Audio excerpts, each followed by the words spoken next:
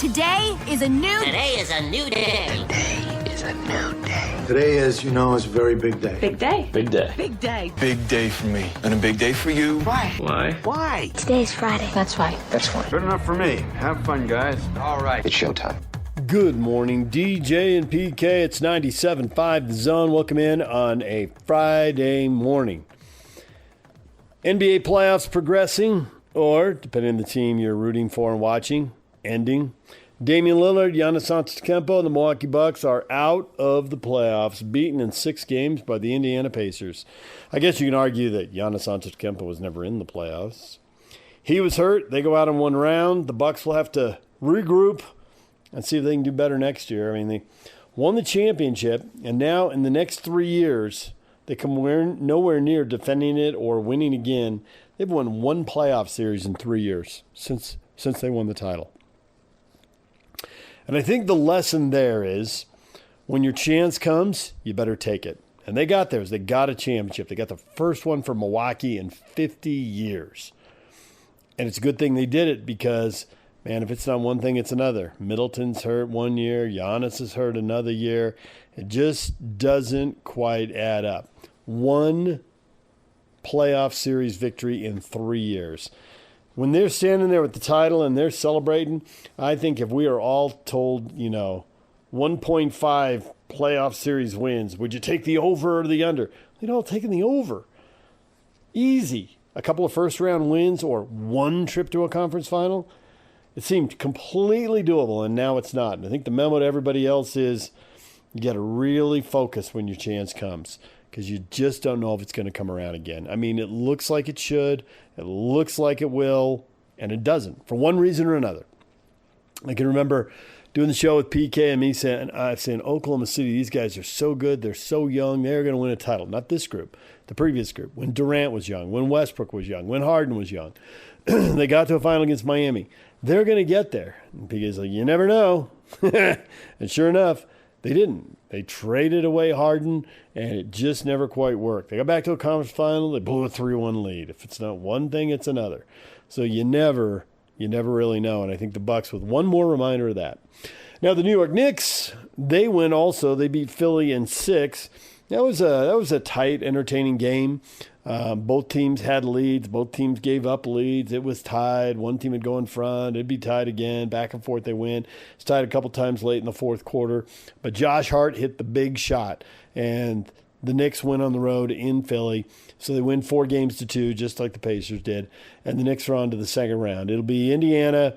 It'll be the Knicks. Get Reggie Miller and Spike Lee together. If you've never seen the 30 for 30 that ESPN did on their rivalry in the early 90s, oh, you got to see it. It was really good. It's so many good playoff series, and there's so many funny behind-the-scenes stories. They get interviews with Spike Lee and Reggie Miller and with other key people.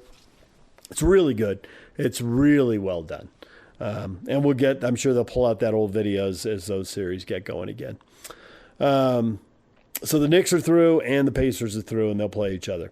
Tonight, I expect the Mavericks will beat the Clippers and finish them off, and then Dallas will be through, and Oklahoma City is waiting for the winner of this series. So presumably, that one will get wrapped up tonight. The other big story, Keba Keita into the transfer portal. Yes, the Ute big man is on the move. And the presumption, and we'll get to this, a lot of you are commenting on our Facebook page, DJ and PK. The presumption is that Keba Keita will end up playing for the BYU Cougars. There are many of you that assume that. And I got to say, the timing, he stayed, and then Burgess left, and he quickly goes into the portal. So I can see why you're connecting the dots and thinking he's off to BYU. But no matter what you know or what you think you know, you can't get too far in front of this. It could well happen, I suppose. There's a couple reasons why it might not. That now, not only does he know Burgess, but he and Foose share the background, the connection to Molly, so maybe that'll do it. Now, we got a brand new coach at BYU, and we don't really know what Kevin Young wants or how he wants to play, who else he has a line on. I think if you had your druthers, you'd have a 6'11", 7-foot shot blocker.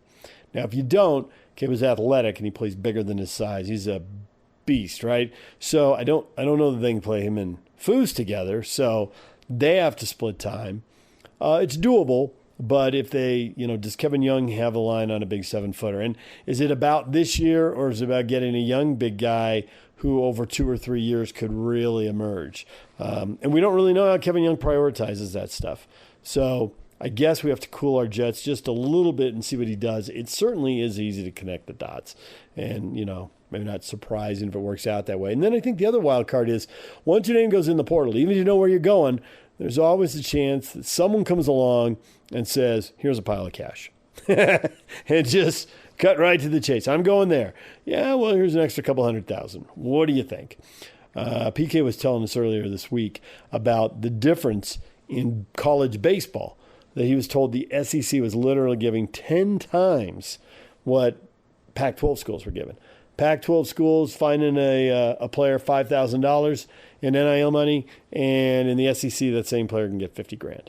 So, the price tags are different all around the country, and I can see where Keita, who went to the Wasatch Academy at Utah, stay in this area, stay comfortable, stay with somebody maybe got a relationship with a player there, and you never know with all the pickup games. You really don't know who knows who in the area, who's met who, and, who has a relationship. And so I think that's all, to be determined.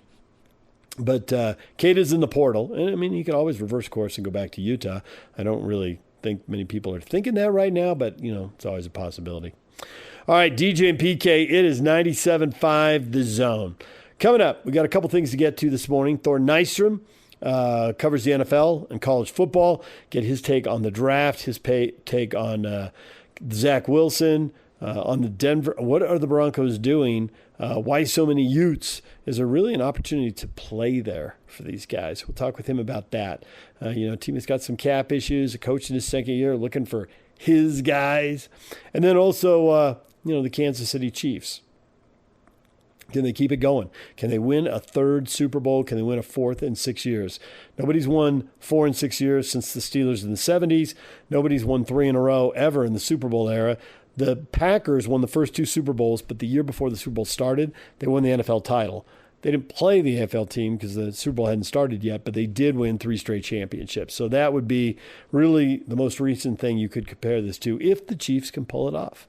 And they made some draft moves, hoping that'll work. So we'll see how that goes. We'll talk with him coming up. And we've also got Andy Ludwig, Utah offensive coordinator, on the state of the offense, where things stand. We'll hear from him next. Stay with us. DJ and PK. It's 97.5 The Zone.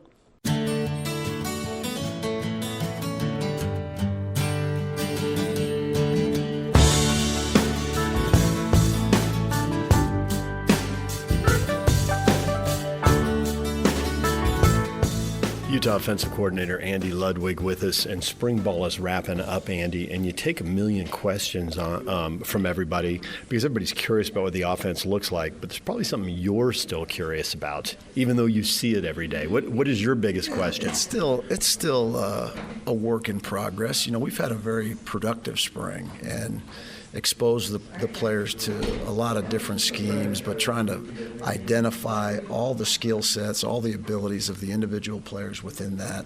That'll be continue on through, especially if you get a couple new faces in the mix. But I'm excited about where we are offensively. I think we got very good personnel, but to say, hey, this is what exactly you're going to see this coming season, it's going to take still a couple more months to develop. I'm fascinated with Dorian Singer, a kid from Phoenix, goes down to the U of A and then goes to SC. And I know you can't speak to what happened before, but the statistics would show there was a substantial drop-off at SC compared to the U of A when he was a 1,000-yard receiver. And what do you see here? Because he's going to come in knowing that, at least from the media and fan perspective, that there's some expectation. So what have you seen as far as being able to get him to be a big-time player? Because that's what he's shown. Yeah. I think he has shown to be a big-time player with us now. He's got unbelievable football intellect, having played in 2 different offenses. He's been exposed to a lot of it. He's dealing with a little language barrier right now. The X's and O's don't look a lot different. What we call things, how we call it's a little bit different. But he's a very competitive young man with excellent ball skills, can run.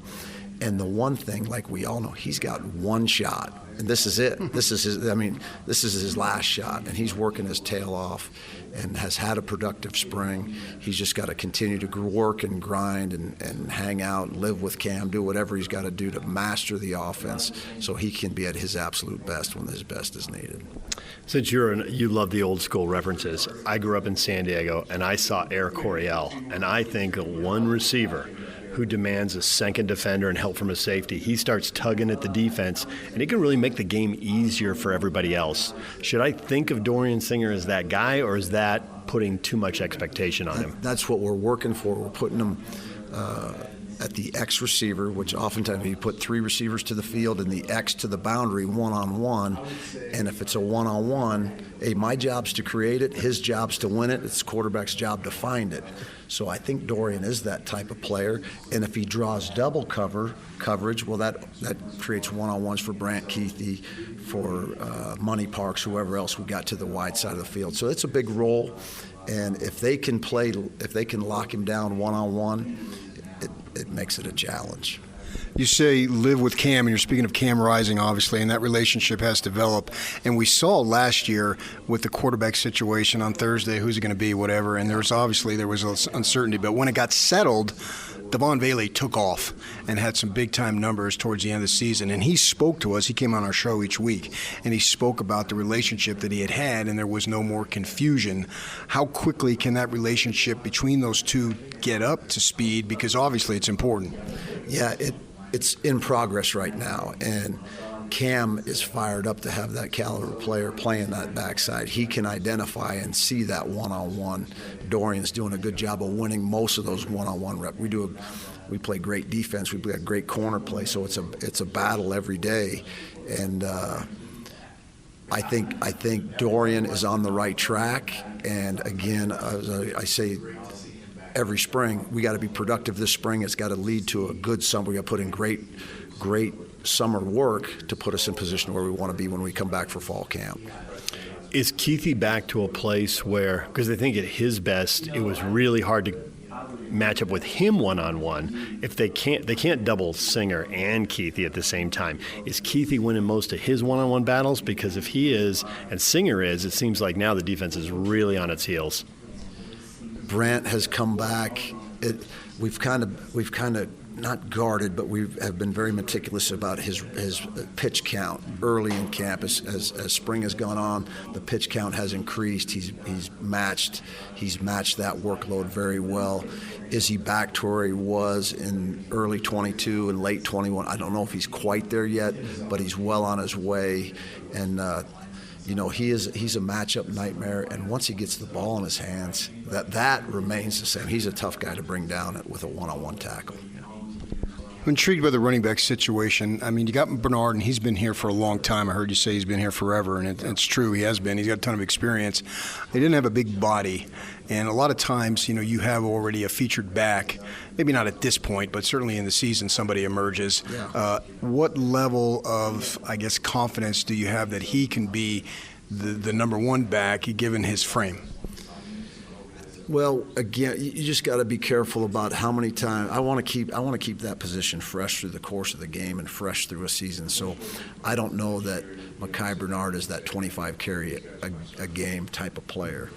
But again, his versatility and the things that we can ask him to do coming out of the backfield and pass protection just greatly increases his value. The depth in that room, I like where Jalen Glover, his development. I think I mentioned Mike Mitchell earlier, has really come on strong later in camp. And there's the power back that the existing room lacks right now. He's 210 to 15 pounds right now and getting bigger and stronger as we speak. But there's a guy that I think could be a key force in terms of whether, I don't want to say running back by committee, but making sure you got enough distribution in the backfield not to beat one guy up or wear him out. I had a guy who follows college football who's not employed by any school, but he follows the Big 12 way closer than I ever did. And he said the difference in the Big 12 and the Pac-12, he said the Pac-12 had so many elite skill athletes, especially quarterbacks last year, but receivers too. And he said the Utes beat a lot of those teams because they were tougher. And they won the most important plays, and they were tough physically, and they were tough mentally, and they just made these key momentum-swinging plays in games, and they beat these teams that weren't as tough. He said going to the Big 12, there are teams that don't have the elite athletes, but they do have that toughness. And he said Iowa State, Oklahoma State, both Kansas schools. He said it'll be interesting to see if Utah can out-tough people. He says, I knew they could out-tough people in the Pac-12, and they did. Have you dove into the film on some of these teams to kind of check that level of toughness and what you guys are going to be confronted with? In February, it was a very short offseason. We got off the road in January, end of January. We had February to do our self-scout and analysis and then try to take a sneak peek at some of the Big 12 opponents just to get an idea what we're getting into. But to say, hey, this team's not tough or this team is tough. As soon as you say this team's not tough on film, you're going to get whacked in the mouth. So we don't really dive into that. So again, there's some challenges going into playing. It's like taking a new job. It's like going to a new school. I've never played 7 or 8 of these teams we're getting ready to play. So there'll be a little bit of learning curve there, but I know the personality and the culture of this football team, which emulates the head coach. That's not going to change, no matter what league or what logo we got, what conference we're representing. So. Last July at Pac-12 Media Day, I got in a little argument with Cam Rising. I said, son, you got to get down. And he came back at me, well, what about, I needed that first down against USC in the conference final where he got lit up. Okay, great. But I said, I still have memories sitting up in the press box watching it seemed like 7 Penn State guys start to converge on him, and that was the injury, obviously, that put him out for over a year. Has there been conversation about being smarter as far as he goes when he takes off? Yeah, but remember against Penn State, that was a non-contact injury. That was a slide. He was sliding. He was sliding on that one. But yeah, no one wants to play every snap more than Cam Rising. So there'll be growth and maturity from there. And in the spring, he hasn't been live. He's done a good job of emulating, getting down, and working to get himself out of bounds. But yeah, we got to keep that guy on his feet. There's no doubt. The transfer portal has been such a wild change in college football. I mean, it's just unbelievable. And I'm curious, are the coaches more cognizant of trying to build relationships and explain things to guys so they see where they are and hopefully they hang with what has to be a process? Or do you pretty much just coach the way you coach and whatever happens, happens, and it's chaos for everybody and that's the way it goes? It's a little bit of both. You got to, and again, it's part of the Utah culture. You got to speak the truth, and players appreciate that. Sometimes the truth can sting a little bit, and if the truth stings and you think you're better off moving on, then nothing but the best to you. So you're aware of it, but I don't think you can coach any different. You got to be honest with your players. Be honest, and you love them all, but be honest with them all. On the portal, I would credit Brandon Rose for it would have been so easy. We had a couple other guys. Look, I got Cam Rising coming back.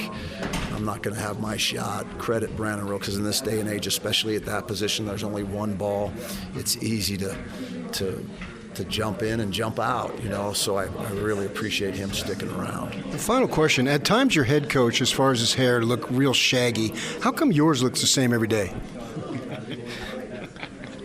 I have no response to that question. You've made me speechless. I got nothing to say. Yeah. You knew before it was over, though, PK would have something like that for you, right? He'd have something. There's Utah offensive coordinator Andy Ludwig, and PK, that guy oozes football knowledge. Whatever you throw at him, he's ready to amplify it, bat it back, course correct 30 degrees if you're only a little bit off. And the funny thing is, you see him in the media, and he can be really conservative and careful with his answers. And for whatever reason, he's gotten a little more comfortable with you and I and opens up, and I always feel like I'm about to screw it up when I talk to him. Well, it's we got just a good thing going. Yeah, it's familiarity. We got a good thing going. I'm afraid I'm going to mess it up. No, he sees you or me, both of us, and he's seen us multiple years over multiple stops here. And so he remembers that. And the media has morphed during his time. In his day, you knew everybody personally because there wasn't that many. Now it's expanded to a lot of what I would call, well, they're websites, and a lot of them are fan sites, and they have a role, so good for them. I'm not discrediting them in the least, but he's used to dealing with so-called more traditional media, and so he recognizes familiar faces, and then he recognizes, you're not out to play any games. You're just out to do a job. You have no agenda outside of, hey, what's going on with your team? Ask you a few questions and get your responses, and that the listeners get to hear, or the readers get to read, whatever it might be. The TV viewers get to watch. And so he's a dude who is interested in business. And somebody asked him, are you going to get a quarterback in the transfer portal? If the head coach wants one, we'll get one. Getting dry wins. Right. I'm not going to argue with Kyle. Right. He's the boss of the program, so if he wants us to get one, we'll get one. So I do what I'm told. And that's a cool position to be in because he has a lot of authority, but yet not everything he has to worry about. He's got to worry about his offense, and his offense looks like, we understood last year. I don't think anybody really criticizes him for last year, that because they really struggled. The circumstances didn't allow them to succeed. We'll see what happens this year. I think there's a level of frustration that he has with the climate today of quarterbacks transferring all over the place all the time and not having an opportunity to build them up, and that's bothering him. And that's his concern for the Utes this year if Rising can't keep himself healthy, and hopefully he can. That is a huge concern for them. That is obviously priority number one because we saw what happened when we didn't have them. Yeah, I don't think anyone's cracking on them for last year. They got to 8 wins. They beat the bad teams. They beat the mediocre teams. Their best wins last year were, beating 8-win teams like USC and UCLA. I don't remember if UCLA finished with 7 or 8 wins, but that was about it. When they played the teams that could get nationally ranked, get 10, 11, 12, well then, given all the guys they're missing, they just weren't nearly good enough. Arizona, Oregon, Washington, I guess Northwestern in the bowl game would be the game they lost that you could question, but they didn't even have a big chunk of the team for that. Can't question that. So they got through it. They didn't have a bunch of embarrassing losses. That's a game that shouldn't even have been played. When they ran into the 3-9 and 4-8 teams, they took care of business. So on to this year, and we'll see if they're fine under the big circumstances. They'll go in as a favorite. I don't know if they'll literally be the favorite. If they are, I wouldn't be surprised whatsoever. But there's some pretty good teams, and this league has an opportunity to have some more intrigue, and it has intrigue beyond what we normally do. We don't default to SC and Oregon, Kansas State, Oklahoma State. These are teams that Utah doesn't play, and right off the bat, Oklahoma State, I'm really looking forward to that game. First conference game, first Big 12 game, and it's going to be massive, and it's going to be fun. I expect, we don't know all the TV slots, but just the fact that those two coaches have been around so long and those teams have been pretty good, that game's gonna get featured on television. Yeah, Kyle's a man. He's 64. We'll see Mike Gundy, Oklahoma. I'm a man. I'm 40. I'm a man. I'm 40. That's how long. How old is Gundy? Gundy's got to be ballpark same age. I think they got hired at the same time. Right. He's probably a little younger, but and the thing about I don't think Gundy can pull off the sleeveless motorcycle entrance. Few can. That was outrageous. that made the game day week right there. That was so sweet. Yeah. I wanted to just like punch him in the chest when he did that. When we were done talking to Andy, did you come away with the biggest question mark for the team aside from can they keep Cam healthy? Because obviously that's huge, and no one can answer that right now. And Gundy's only 56. Wow, really? I would have guessed 59. 57 in August. Question marks on the team? Yeah, there's question marks there. They're replacing a couple of offensive linemen. Actually, I can argue that this is perceived as the most question marks that they've had going into a season in a while. Now, last year it ended up being the quarterback, but we were led to believe that Rising was going to come back before. That was a once-in-a-lifetime story that none of us ever want to go through again. But this year, receivers, and they got some receivers in there that are transfers, but we've seen it before and they haven't really blown up. But the fact that you have Keefe and Rising gives you some level of comfortability. And they've got a bunch of offensive linemen that have been bouncing around playing, so they should be okay there. But, are they going to have a 1,000-yard rusher? Will they be able to run the ball effectively? History would indicate yes. They're still a little unsure. I expect they'll do it, although I got to admit I can't tell you exactly how they're going to pull it off or who's going to pull it off. Kyle likes to say, well, if we have 4 guys or 3 guys run for 500 yards the same, well, you normally don't have that. So it sorts itself out one way or another. That sounds good, but I don't see them having that. They need a workhorse, and that's when they've been their most successful. So maybe, the obvious path, recruit someone who's got it, like Zach Moss. That doesn't seem to be there. But can someone emerge? I mean, they once brought someone out of the stands. They've moved a quarterback to running back. I mean, they have a way of getting results, even if it's an unusual storyline. So I expect they'll get the results, although there doesn't seem to be the clear-cut Zach Moss-like storyline. So I guess it'll be. That's what I'm saying. They have a few more questions going into the season than they normally have. But I think they've got the players there to have answers. There is Utah offensive coordinator Andy Ludwig. And if you missed it, wherever you get your podcasts, PK and I also had a chance to talk one-on-one with Morgan Scalley, played that earlier in the week, and also with tight ends coach Fred Whittingham. Is there a place that is a position group that is deeper than the Utes at tight end?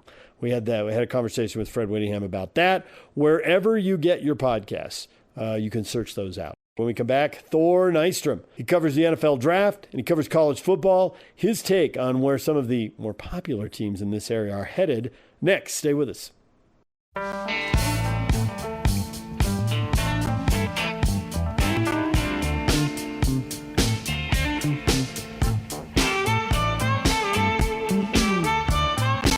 DJ PK, it's 97.5 The Zone. We are joined right now by NFL draft and college football analyst Thor Nystrom from Fantasypros. Thor, good morning. How you guys doing? Good. Want to put a wrap on the draft here, and there are people here rooting for a lot of NFL teams. There's a tie to the Broncos. There's a tie to the 49ers. And then as local players go to different teams, you get ties with those teams. The last couple of years, a lot of BYU fans wanted to watch the Jets and see what Zach Wilson would do, and obviously that didn't go well. Now all of a sudden, there's Zach and all these Utes in Denver. Is this a good time to go to Denver? Is that roster going to be in turnover? Have we got a coach in his second year looking for, quote-unquote, his guys and cap issues? So if you're young and inexpensive, now's the time to be there? Or is that wishing something into place that isn't there? No, that's one way of looking at it. I think based on their 12th pick, they might have some shakeup in the coaching staff there pretty soon as well. I wasn't the biggest fan of the Bo Nix decision. Who knows? Maybe that facilitates the second opportunity for Mr. Wilson, depending on how he does in camp. But the rest of the Broncos draft, I thought was better. I'll give them that. The rest of their picks after that one, but looking into Nix's profile and how much I've seen of him over the last 5 years, I would not have delineated the 12th overall pick to him. You think he's more of a system guy? What's the deal? 1,000%. Yeah, the things that he struggled with at Auburn, they're not things that necessarily improved with his game when he went to Oregon. They're things that the Oregon offensive system inoculated him from. The spread system where he counted numbers pre-snap, it told him where to go with the ball right away. He had one of the quickest A-dots in the nation because of this, just got it out right away, and then one of the shortest A-dots as well with that. So quickest times released with the A-dot.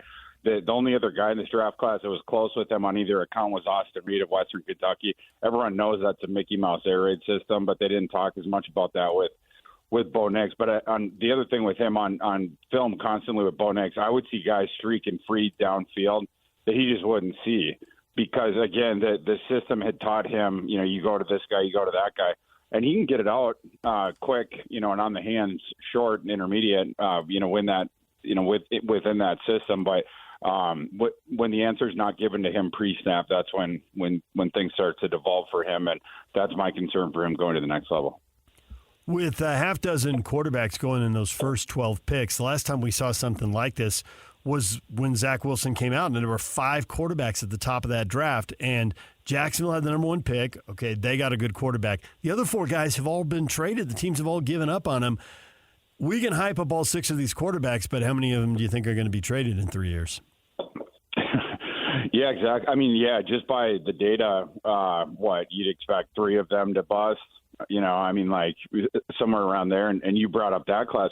A part of the failures of that class led to some of these picks directly too, right? So, that's going to be the case, and you have to make the correct decisions with all your picks, but especially with your evaluations of that one, and also read the room.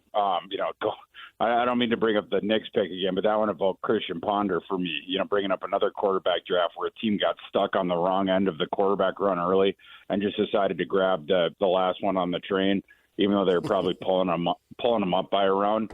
But yeah, your point's well taken. That's definitely going to happen. But not all of these guys are going to be stars. Okay, but on the flip side, that seemed to what happened to Lamar Jackson. He's pretty good. Definitely, yeah, and it's not to say that those let's say it's going to be 3 guys that boom from that. Not to say it's going to be the first 3 ones taken, right? But yeah, the evaluation of that position is really interesting. And they're when they jump to the NFL, and that one, the Lamar Jackson story, it speaks to how important landing spot and coaching as well is, in conjunction with the kid's talent level, et cetera. I'm curious who you think the best quarterback pick was, the team that got it right, and who's the worst pick. And I know you didn't like Denver, but, man, a lot of people don't like Atlanta. And maybe there's something else that bugs you, too. I don't know. Yeah, the Caleb Williams one and the Jaden Daniels ones, to me, were both freebie spots. Those guys were also 1-2 on my board. So those were sort of, for me, hitting it down the fairway. The one that I really liked in comparison to where he was on my board, I love J.J. McCarthy's game. He was number 3 overall on my board. The Vikings getting him at 10 I thought was a smash value.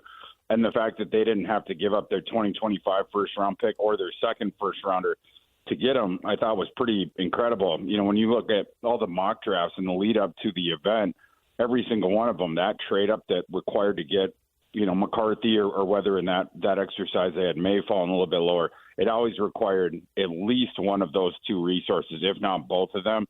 So Kwesi Adolfo-Mensah, the Vikings general manager, reading the room correctly, and specifically in his case, he gauged correctly that the Giants were bluffing, that all the reports that they were going to take a quarterback, that they were not. So he had the guts to wait that out. And, of course, then McCarthy falls through the wickets, and there was the bizarre decision with Michael Penix, and some of those factors allowed McCarthy to fall down a little bit further, and then Kwesi just had to give up a couple of mid-round picks to get up to number 10 to take McCarthy. So I thought that one, I probably put that as the best value of those ones. The Penix one, I've talked about the next thing a couple of times. That one's definitely the worst, but the Penix would be the other one, of course, for that category, which Penix, Nix is a way worse pick in terms of just reaching categorically in the slot that he was in than Penix. Penix, you can justify it because he has such good arm talent. What made that pick so confused, that pick was the first time we were doing a live broadcast for Fantasypros that night, and it's the first thing that's ever occurred that has left me speechless, a subject with regard to the NFL draft. It took me a second to process it in my head before I could even speak. I was a blubbering mess there for a second. The thing that made it, okay, if you love Michael Penix, that's great. You can't delineate all of your monster war chest of an asset of salary cap space 2 months before that to Kirk Cousins. It just shows that you don't have a plan as a general manager, which, of course, is part and parcel of what we have seen from Terry Fontenot to this point. He's a guy who, in his 4 years there, he has gotten 4 straight top 8 picks. Those have been delineated to a tight end, a running back, a backup quarterback for multiple years in this case, and then Drake London's the other one. Terry Fontenot has made a habit of torching assets just right off the lot, and he did it again. This is probably, and I would assume this is the last time he's in charge of a war room. There was a GM who really went nuts on these anonymous sources questioning guys' character. I can understand where he's coming from. It really bothers me. Well, these sources types of things is, put your name on it, but that doesn't happen in a lot of cases. What do you think about that? Is there one in particular you're talking about, or just the idea of? Well, I'm speaking in general. In general. Yeah. Yeah. There's ones that I like where it's a reporter who, in good faith, is giving platform to or insight into shining light into something that the public wouldn't see otherwise. The perspective of that evaluator. There are other times and instances where I feel like it goes too far. Certainly deliberately salacious, but other times even guys that reporters who are really good at this and been doing it for a long time, they might make what I feel like are incorrect situational assumptions about what is appropriate intel for that. I'll give you a great example. Nobody respects Bob McGinn more than me. I love Bob McGinn, and he puts out this draft annual series where he goes position by position, and he has evaluators anonymously talk about the prospects. It's a fascinating series, and you get a ton from it. There was one quote that drew a lot of attention this year that he put in where a scout was talking about A.D. Mitchell, and he was talking about his attitude on the, and stuff, and being in the building and how that manifested. And before I say this, let me say, I wrote in my own scouting report a lot of loafing that I saw on A.D. Mitchell's film when the concept was going the other way and stuff like that. And the scout was sort of alluding to that. And then also when some histrionics inside the locker room with A.D. Mitchell. And he tied it together with A.D. Mitchell having diabetes and then his blood sugar being low, which I felt like was totally unnecessary to conflate those two things. And that's one where if I'm the author, I might have omitted that specific quote. That felt totally unnecessary. And again, that scout's he's not a doctor. Like he can't, you can be petulant and you can have diabetes without those two things being correlated whatsoever. I just felt I wouldn't have included that. We're joined right now by Thor Nystrom, NFL draft and college football analyst for Fantasypros. You were talking earlier about quarterbacks and landing spots. We watched Caleb Williams in the Pac-12. That guy can sling it. Holy cow. But the Bears have a long history of not being able to develop quarterbacks. They went out and got him Rome Odunze. Man, if I could throw to anybody, Marvin Harrison is awesome, so you can't argue with that. But Odunze isn't far behind. That guy's spectacular. So have the Bears finally gotten it right, or should we trust 30 or 40 years of them messing up their offense and figure they're going to mess it up again? Well, if they certainly have juiced their odds as well as they could for Caleb Williams to have success here. And it's funny that you bring it up like that and set it up like that, because I was wondering on Thursday night, after they made that pick of Odunze, I was wondering, where is Justin Fields out there in the world right now, and what is he thinking? You think of Justin Fields when they picked him and they put him in, the supporting cast that he had around him for those first multiple years before they finally did anything was this rancid offensive line with no running game and no receivers, really. I mean, Mooney was the only one there initially, and then the last season they got DJ Moore. But now you have DJ Moore, you have Keenan Allen. You mentioned Odunze. I thought that was a fascinating pick. I thought it made all the sense in the world, and I'm happy they did it. I have been told in the weeks up to the draft that because I kept putting Odunze into that slot in my mocks, and then I was told, well, maybe the Bears are considering some other position. They're considering defense a little bit more, but it turns out they were on Odunze in the end. And I love that pick. You have the 3 stud receivers now. The running game, you have the back out there for all the passing they're going to do in DeAndre Swift. You went out and got him. The offensive line has gotten so much better. And they have resources to improve the defense, which has gotten a lot better here in the last couple of years. So if Caleb Williams fails, it's not going to be because he wasn't given help from the start, and it's not going to be because of the supporting cast. He's given everything that he needs to succeed. How much stock do you put in when kids come out of schools that are known for something? Like, for instance, we'll stay here local. Utah is known to have great defenses. They're known to have great defensive backs. Kyle Whittingham has 17 drafted, almost one a year since he's taken over as head coach. So I'm wondering, do you think that do teams do, knowing that if a kid is a 2 or 3 year starter at that particular institution, he's probably good because they have a track record of developing talent at that position? 1,000%. You know that the coaching's there, and then you also, by extension, for instance, you bring up Whittingham. I went to grad school at Iowa. Kirk Ferentz and tight ends there at Iowa. It would be another one.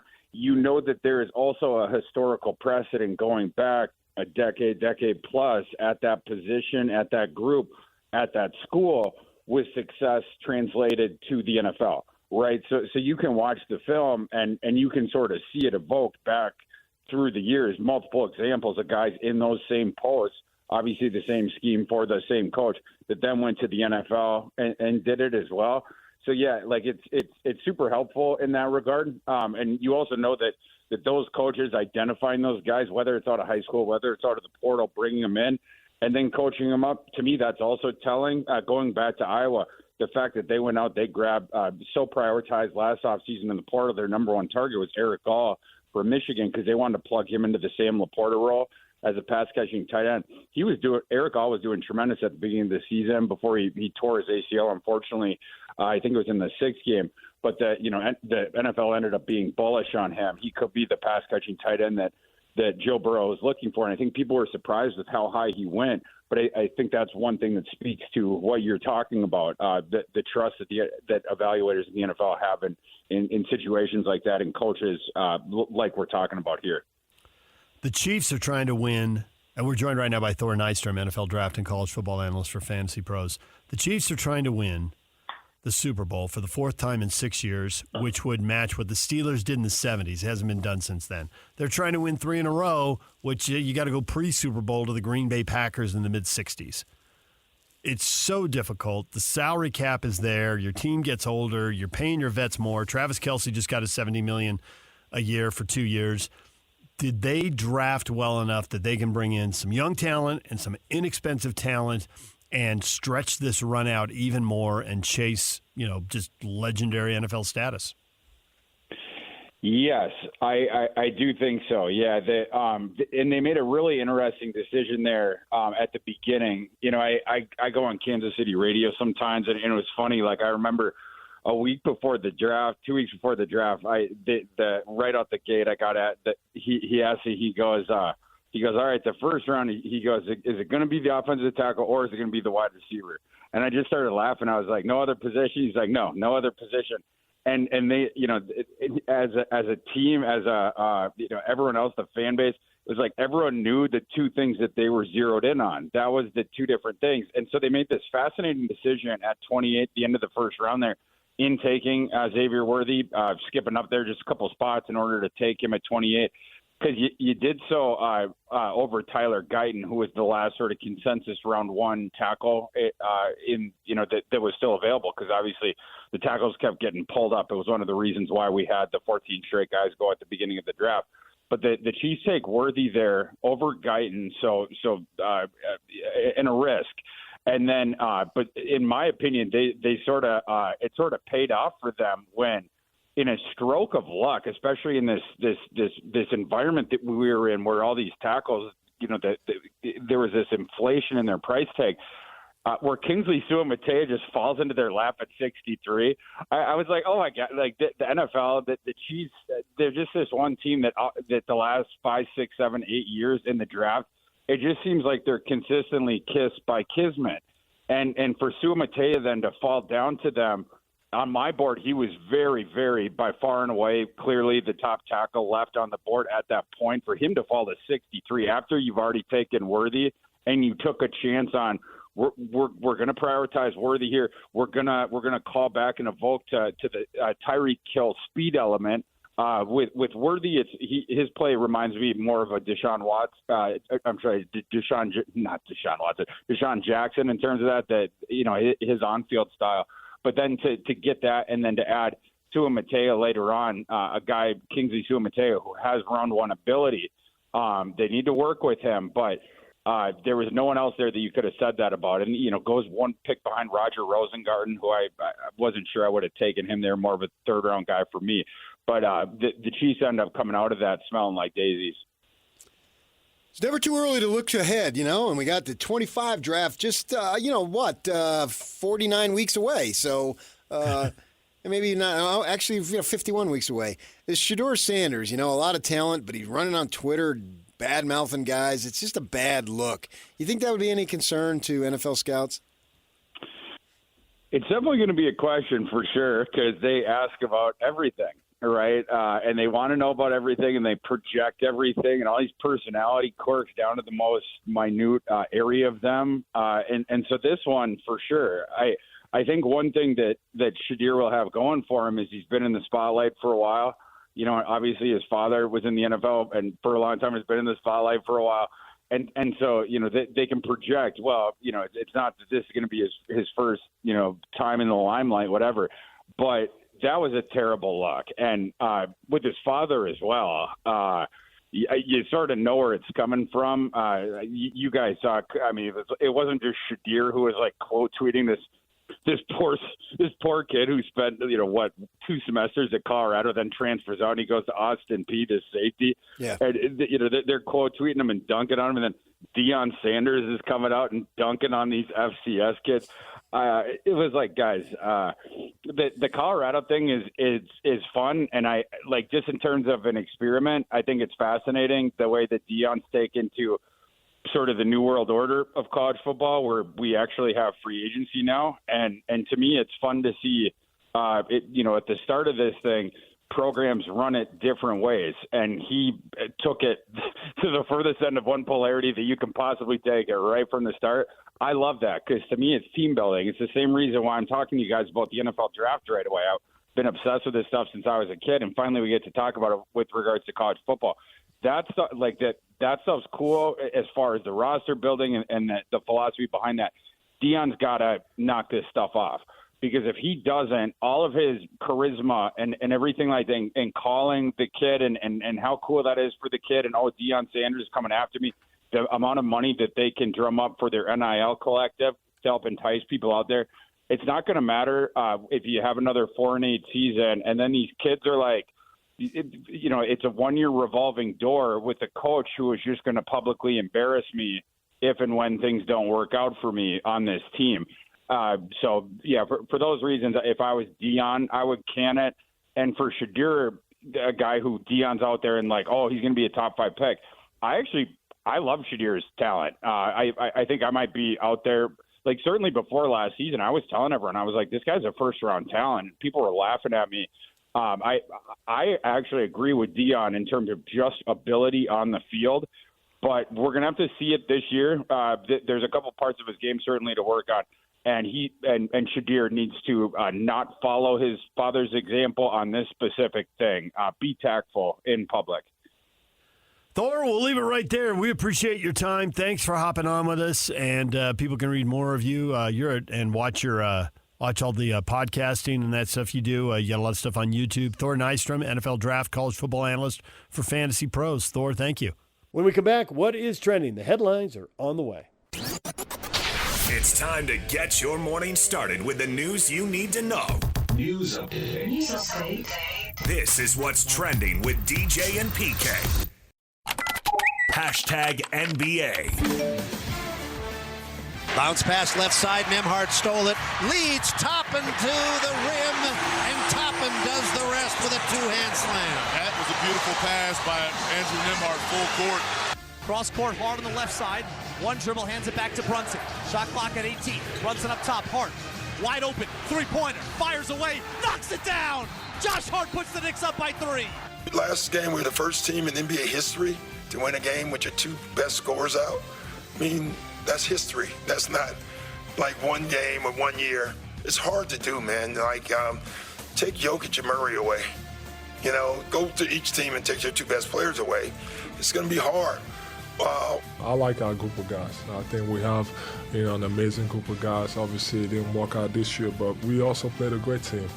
The New York Knicks, that did a great job, and, that played together for a long time. So I like our guys. Obviously, they got a lot of decisions to be made, but I think the group of guys that we had this year, that were amazing, and I still believe that, if everything went right, we had a chance. So, but everything didn't go right. Doc Rivers and Joel Embiid explaining how it all went wrong. They used to have to do it together. Now they get to do it separately. Doc Rivers and the Milwaukee Bucks are out.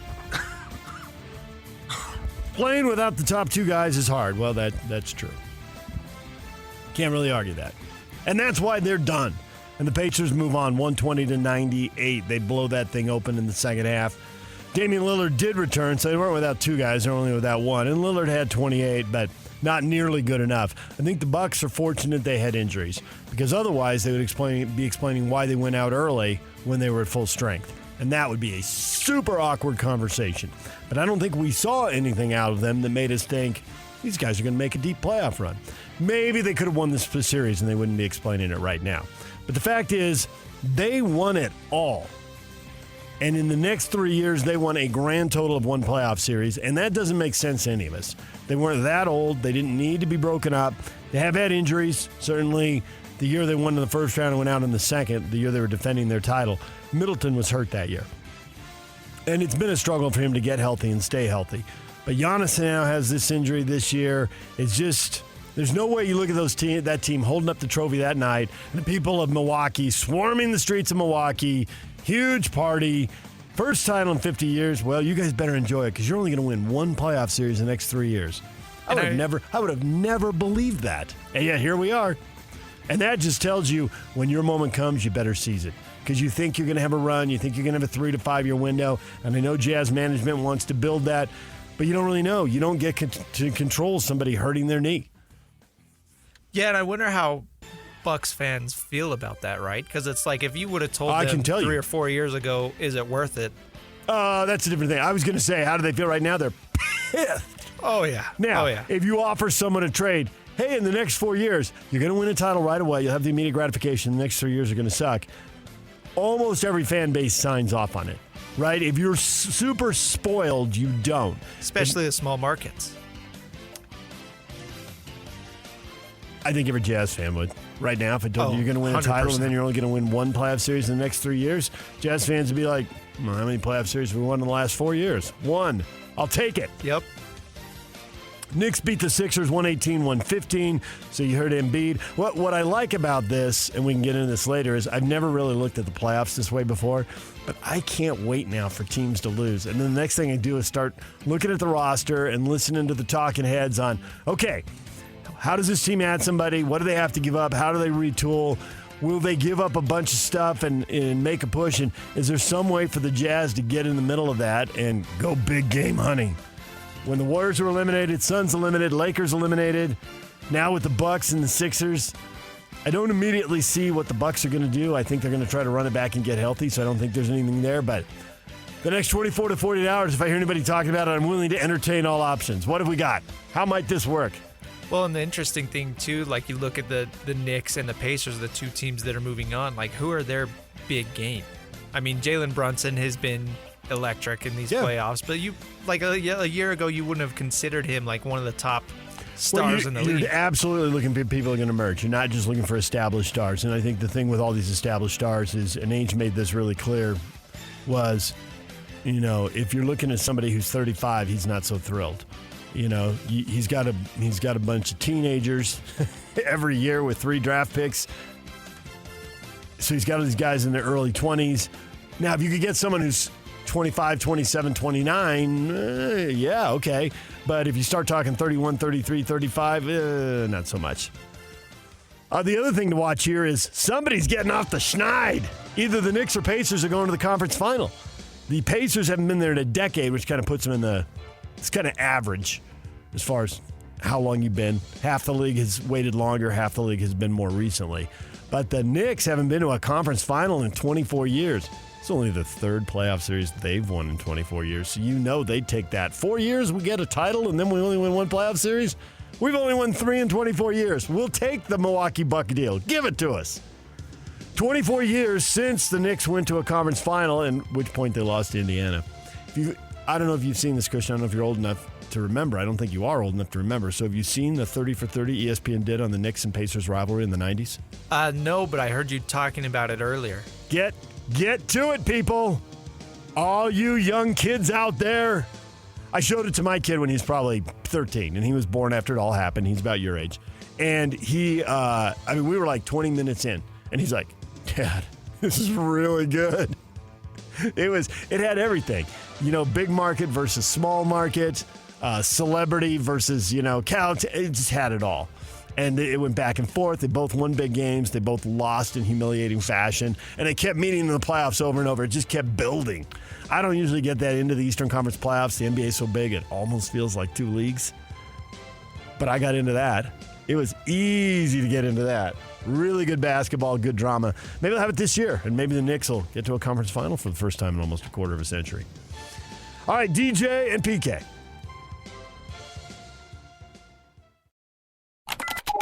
#NFL. I'm doing everything in my power to keep our roster together, and that's my goal, and I don't question that. I've got so much belief. When you talk about guys like Brandon Ayuk and Debo, they're guys we drafted. They're guys we take a lot of pride in what they've become, who they've become, and we couldn't be more proud of those guys. And so, during the course of drafts and off seasons, do conversations happen? Absolutely they do. We're past that now.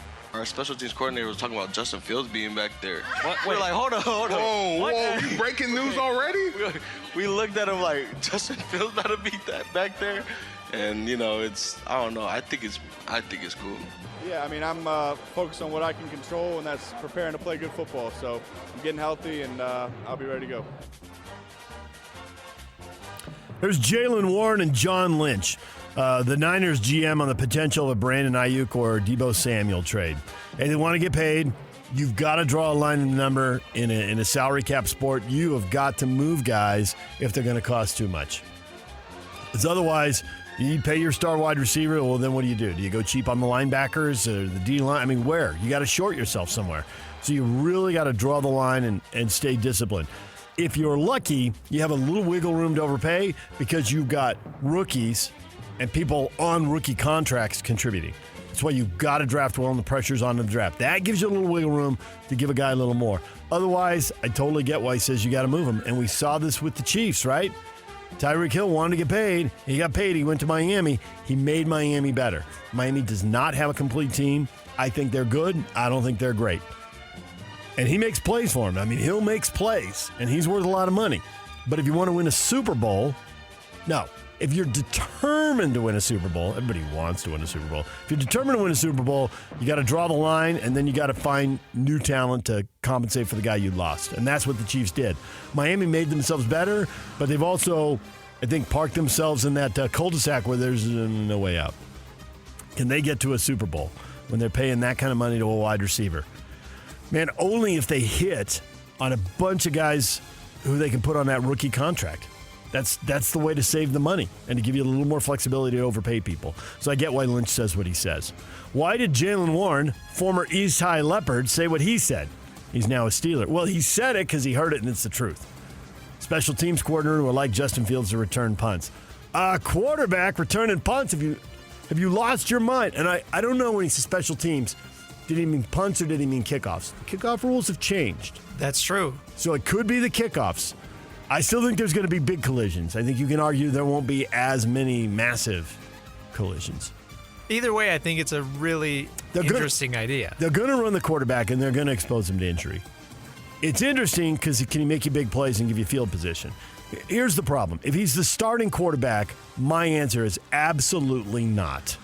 Absolutely not. Your starting quarterback means so much, you can't do it. Now, if he's the backup, I can see why special team coordinator would lobby for it. I can see the discussion. That's healthy. And by the way, it's super healthy to put this out in your fan base and involve them in the offseason. Always involve your fans. all the teams, college and pro, who think they're above that and want to silo everybody and nobody ever talks about anything interesting, you're just costing yourself money. Why does the NFL put out all these people in the offseason? Because they know what they're doing. They're stirring it up, and they got people talking about their team. They sell T-shirts and hoodies and jerseys year-round. They are the masters, and why the rest of you people are siloing your people and making all these rules, I don't know. Looking at you, Jazz. Looking at you, Utes. Used to be the Cougars, not so much. Sometimes, but not nearly as much. I don't get it. But anyway, I think it's a fascinating topic.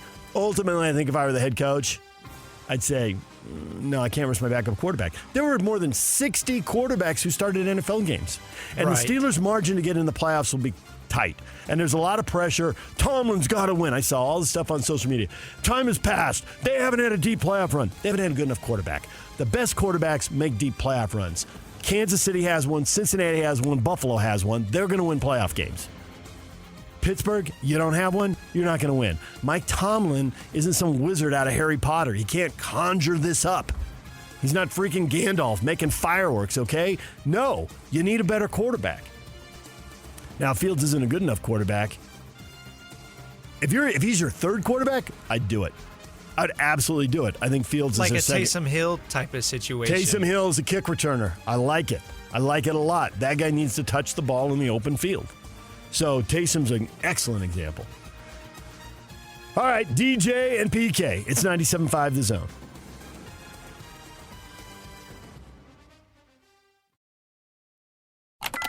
Hashtag Major League Baseball.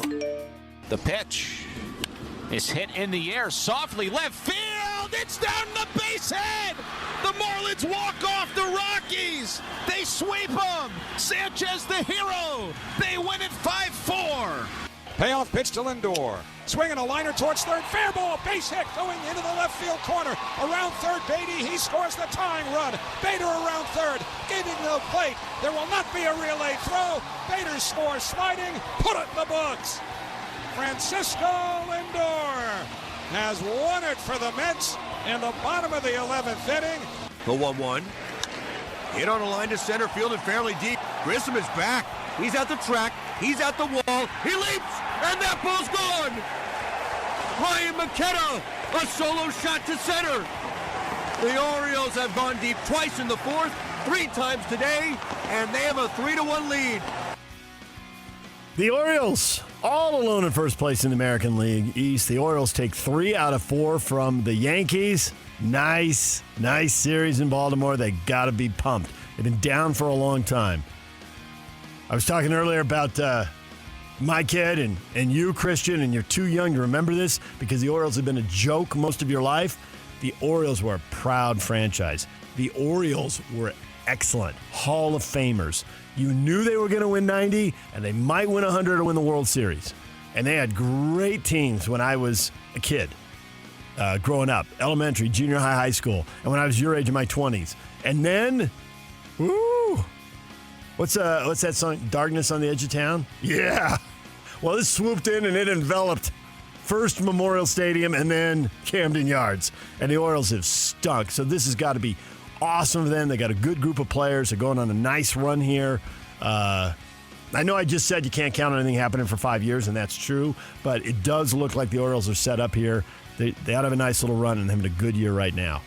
There wasn't a lot of baseball yesterday. It was a light day. Thursday's a travel day for a lot of teams, so there are a handful of games. Mike Yastrzemski went back to Fenway and homered. Now, he's carved out a nice career. He's 33, he's still playing Major League Baseball, so that's a win. You know, when your last name's Yastrzemski and Grandpa won a Triple Crown and led the Red Sox to the World Series, it means a little more to go to Fenway. It's interesting how his grandfather stays out of the spotlight.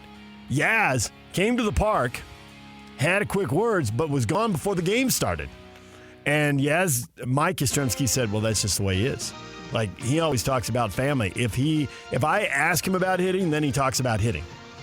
And if I ask more about hitting, then he tells me to talk to my hitting coach because he doesn't want to get in the way. I'll give you a few tips, but it's your time in the spotlight. It's not my time in the spotlight, and Grandpa stays out of the spotlight.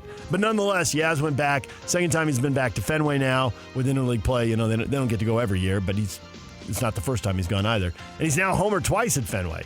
And the Giants won 3-1. So you hit the homer and you win at the stadium where Grandpa was the superstar. Awesome little story right there. Means a little extra. It does mean a little extra. You know what means a little less? The Marlins played the Rockies. Yesterday we were talking about 5 teams in Major League Baseball that we just all assume they're in the playoffs, right? I mean, the Yankees and the Orioles played, but I think we both think they're both going. And the Braves and the Phillies and the Dodgers, some of these teams we're writing them in. And they could have a string of injuries and it could unravel, but it just doesn't seem likely.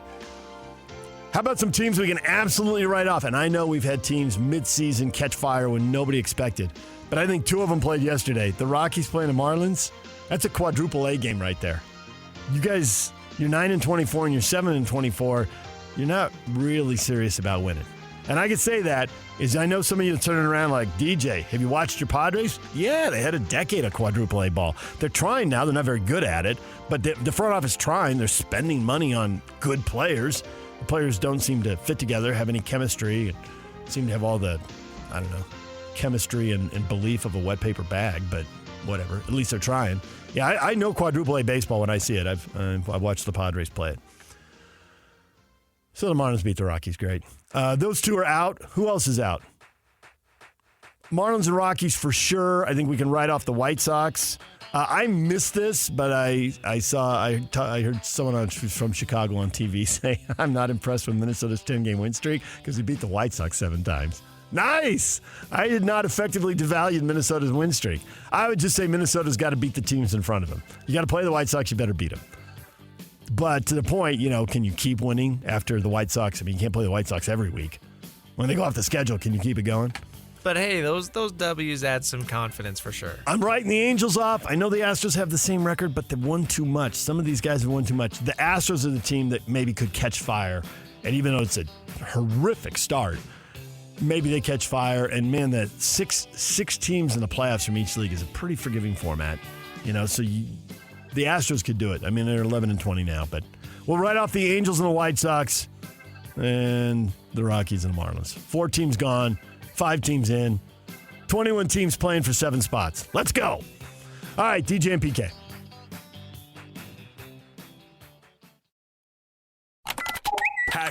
#RSL. It's so hard to communicate how difficult it is for young players to acclimate to new leagues and new countries. And there's usually a 6-month to a year adaptation phase to the style of play in this league, to the physicality of this league, to the speed of this league. I think Andreas finished the season in great form, went away with the Olympic team, came back, and has picked up where he left off. And obviously now the goals are starting to hit the back of the net.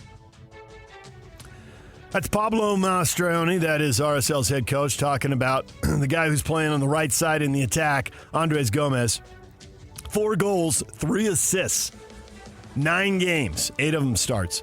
And he's contributed to 7 goals. So he's getting pretty reliable. And when he showed up, Pablo said, I think he can be one of the elite wingers in the league, which is super high praise, obviously. And you got a guy who comes to the country, he's 20 years old, now he's 21. He's still young. Now in soccer, you can do that. This isn't the NBA. There's way more track record of 20, 21, and 22-year-olds dominating in this sport than there are in other sports. And he seems to be living up to that. And it doesn't hurt to have Chicho there finishing when you send in quality service. Some guys don't get the stats because they don't have someone to get them the ball, and Chicho's got a ton of assists, or they don't have someone to finish it when they send a great ball in. He still had some moments. I know we all think he could have a 5th goal because he somehow missed a ball at the top of the 6-yard box. Whoops, went right through him. But there have been way more successes, there have been failures, and you expect that trend to continue. We'll talk about RSL, Sporting Kansas City, Saturday night. It's the perfect week to have Jason Kreis in. He was there when these 2 teams legitimately really did hate each other, and we'll get into a little bit of why that might be and why not so much anymore. There's one specific story I hope he'll share now. I hope enough time has passed. You'll hear that RSL game tomorrow night, 7:30 here on The Zone. Pregame at 6:30. The Royals are playing Angel City tonight, 7:30. So back-to-back games in Sandy at America First Field. DJ and PK. #NHL. Back to the point it comes. Lilligren at the right side into the slot area for Nylander. Nylander circles now, trying to make a play. Works down the right wing boards. Got a shot. He scores! Wee Willie fires it into the screen, and the Leafs have a 1-0 lead. And the Leafs, in an elimination goal, make that stand up. So they have forced a Game 7 now with the Bruins. A couple of, how do we put this politely? A couple of star-crossed original six members. The Bruins, who had the best record last year and had this record-setting season and flamed out, are now in danger of going out in the first round again.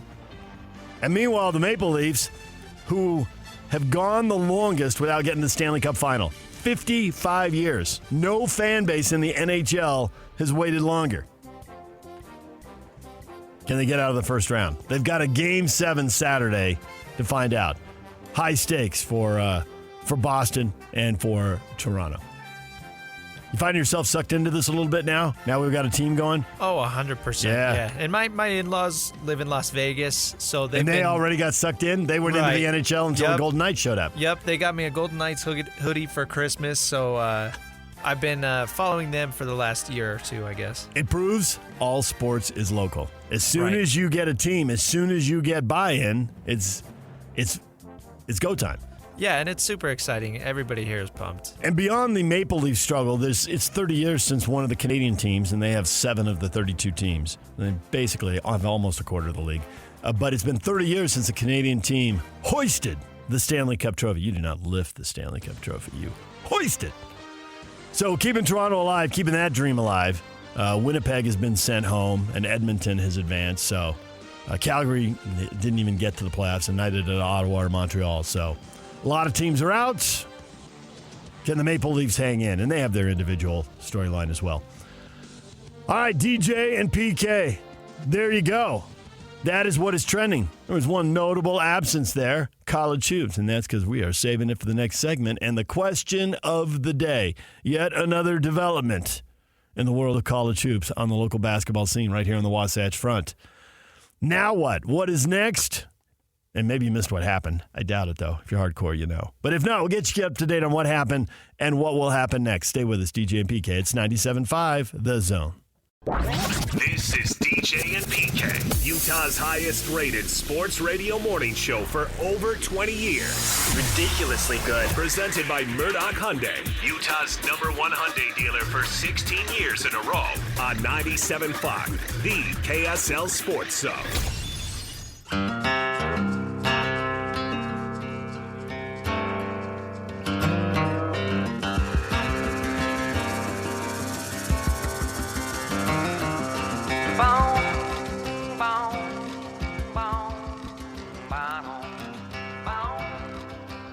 DJ and PK, it's 97.5, The Zone. It's time for Hot Takes or Toast, brought to you by Siegfried and Jensen. With 30 years of serving Utah. Question of the morning is up on our Facebook page with Keba Keita in the transfer portal. What is next for him?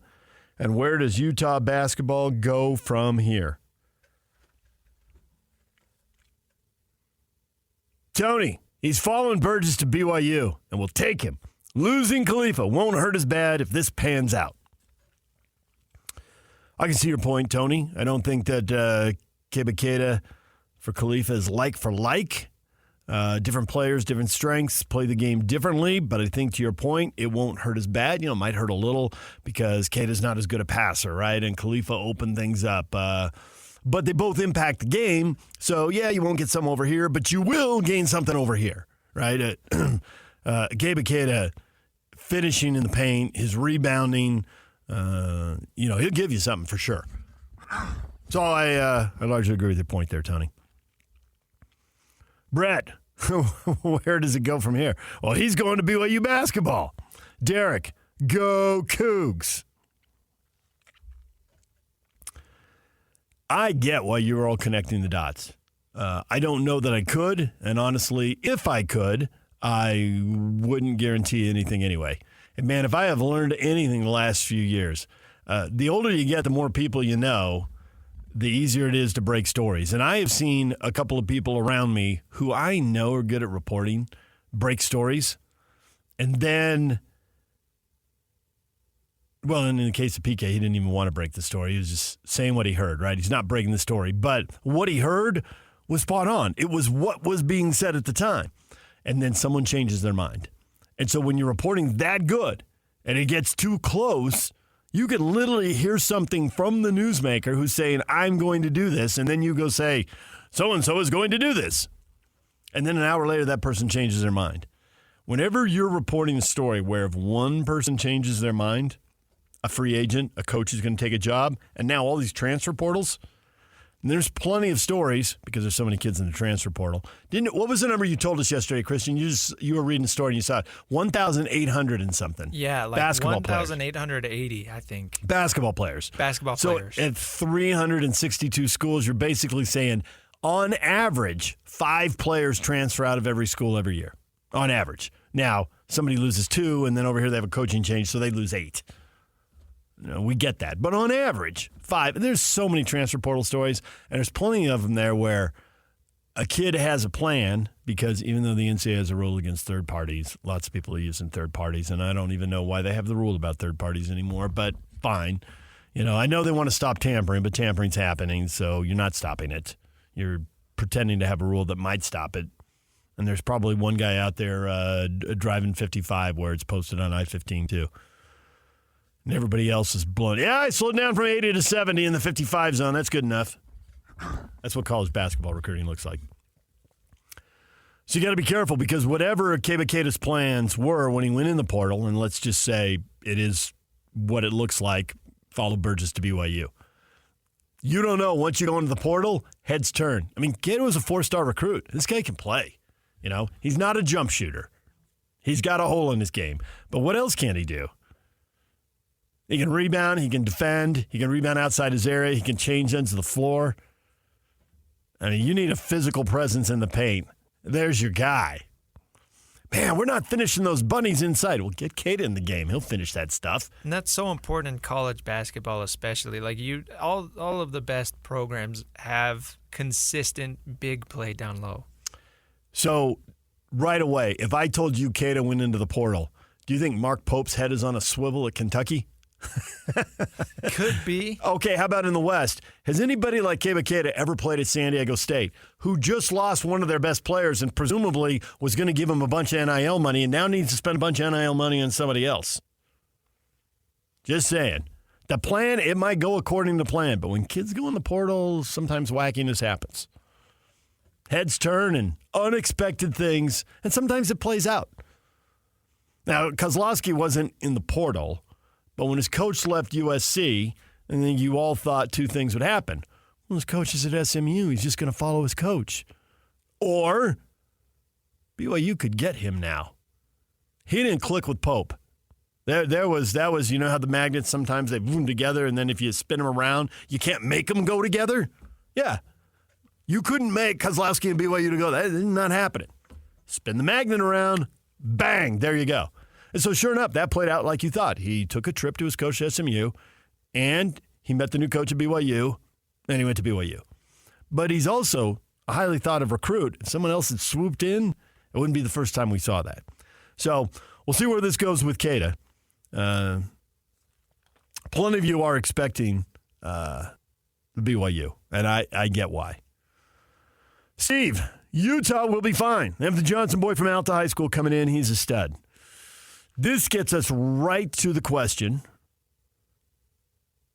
are coaches right? Coaches are saying get old, stay old. So even if the talent, you say, okay, we're losing talent here, kind of like the Khalifa Keita question. We're losing talent here. This guy isn't exactly the same, but he's going to give us something the other guy doesn't, and it'll work out. Except, how much does experience matter? In the Khalifa Keita deal, well, they're both experienced. They're both veteran guys. And that there are freshmen who can come in and have a big impact. But on the whole, coaches want juniors and seniors. And it's a different deal, but my niece plays women's soccer at the University of Idaho. And all those kids who got the bonus year from COVID, who are now 5th and 6th year seniors, who do you think's playing? Who do you think's on the travel squad? 30-player roster and you're traveling 22, 23 players. Who stays home? The freshmen. Who travels? The 5th and 6th year kids. Get old, stay old. Yeah, I think, like, thinking back to all the teams that, made the semifinals or the quarterfinals of the NCAA tournament, how many of them were young teams? Like, they were all really old teams. Why is Calipari having problems at Kentucky? He's recruiting the one-and-dones. And they're getting beat by players who don't have as much talent, but who have 3 or 4 years of experience. And at that age, it's becoming less of an issue, but it's still an issue. To your point that the teams who advance the NCAA tournament, they all have big physical play. And they're not trying to finesse you with 5 guys. I mean, you got a couple 3-point shooters out here who may finesse you. Davidson had their Steph Curry. But you got to have somebody down there who can compete for rebounds. You have someone down there who can finish in traffic. You have someone down there who can protect the rim. And I guess that would be the thing for BYU.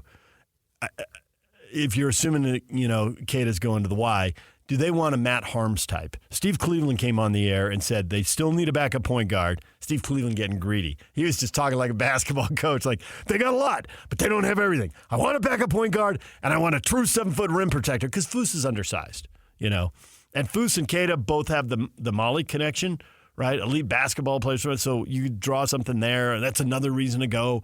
But they are a little bit, and we don't know with Kevin Young. Well, at least I don't know with Kevin Young. I think most people don't know with Kevin Young. What does he really want? What does he really value? After he's been coached for 4 or 5 years, and he's talked after a bunch of games, and he's talked after a bunch of recruiting cycles and a bunch of transfers, we're going to know what he values and how he wants to build a team. Maybe every coach values a big 7-foot rim blocker, but to what degree? And who's out there, and who does he have a connection with, and who can he really get? Is there a Matt Harms he can get? Harms, if you don't remember, is this 7'3" kid who was at Purdue who came in and transferred as a grad transfer. And now we know why. Zach Edey was on. Zach Edey was on the way. Time to go get playing time. I got to go. And so he was at BYU for 1 year as a grad transfer. Can they get someone like that? Because Keita is another guy who he plays bigger than his size, but he's not a 7'3" shot blocker at the front of the rim. What does Kevin Young want? What does he value? And maybe he values the personal relationships. We'll take a guy who's slightly undersized. Burgess knows him and can vouch for him. We know what we're getting. Maybe that's the way you do it. We'll find out soon enough. And what does it mean for the U? This week has sucked for the U. There's just no way around it. Is it the end of the world? Nope. I mean, it's been a really bad run for 20 years. But at some point, somebody is going to put it back together because nobody loses forever. And I know you're just like, DJ, you just said Maple Leafs, 55 years. Okay, it's not forever. It's 55 years. It's a long time. But the Red Sox and the Cubs went 100 years, and they finally figured it out. At some point, if you don't give up, it happens. And to me, the recipe looks pretty straightforward. You want to turn the U around. And I don't know, and I wish I did, but everybody's lying about NIL. And people lie about how much they have for multiple reasons. No, we don't have that much NIL. We're doing it the old-fashioned way because they want to turn off their boosters. And other people are like, yeah, we got it. Get me a good player. We got it. We got a booster will write the check right now. This guy will be doing car ads for a local dealership and making a ton of money. Or like Cam Rising. What does Cam do? Is it printers? Printers and copy machines?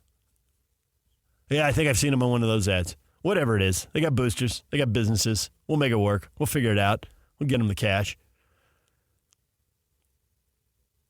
That's what it's going to take. And if you're in a hole, I mean, there's 1,800 kids, and some of them got to be able to play in the transfer portal. You got to figure out who they are. You got to go get them. And you can't get them if you don't have the NIL. And we can beat up on coaches all we want. And if we knew for sure how much NIL they would, then I'd be really confident beating up on coaches. Oh, well, that much NIL, you ought to be able to pull it off. That's why we beat up on NFL coaches. We know they all have the same amount of money. If they don't get it done, well, it's either the coach or it's the front office. I mean, I was just talking about the Steelers. I don't think it's the coach. I think it's front office. They got to find a better quarterback. I think they upgraded quarterback in the offseason, but they're not going to win a Super Bowl with their quarterback situation in Pittsburgh. That's not going to happen. And the Utes, do they have enough NIL money? If they had enough NIL money, I don't think we'd see so many guys leaving. Why is Davon leaving? NIL money. He wants to go somewhere and have the ball in his hands more. He had the ball in his hands all the time. And it's hard because obviously, I mean, it seems like Utah especially is kind of putting all their chips in towards football. So what does that leave for basketball? That is certainly, if you don't have enough money to fund both, what do you do? And I think that's a question at a lot of schools. PK was talking about it, but I think we were in a commercial break yesterday. He was talking about Arizona State. They don't have any NIL money. They've put it all into football. That they got to be good at football, they feel. And so they just, if you've got to be good at football, then you better put all your NIL money into football. And the Utes are pushing the envelope on football. Kyle Whittingham, we got to get into this in the break. If you didn't see what Kyle did, to your point, Christian, we know what they think because Kyle just went on camera and said what they think. We'll get to that next. DJ and PK, it's 97.5 The Zone. 20 years and still going strong. Utah's #1 sports radio show for over 2 decades. You're listening to DJ and PK on 97.5, the KSL Sports Zone.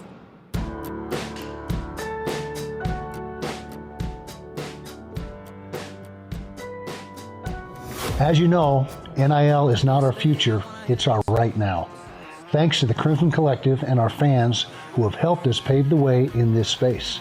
We want to encourage all of you to visit our new website. Go to utahcrimsoncollective.com to become a member and receive inside access and other great benefits. This is our town, this is our team. Donate now and make an impact. Go Utes. DJ and PK, it's 97.5 The Zone. There is Kyle Whittingham going front and center asking for money. You know why he did it? Because it's the truth. You know who it reminded me of? An old friend of his from his college days who now coaches at the rival school that Kyle doesn't want to mention, even if he went there and played there. BYU Athletic Director Tom Holmoe.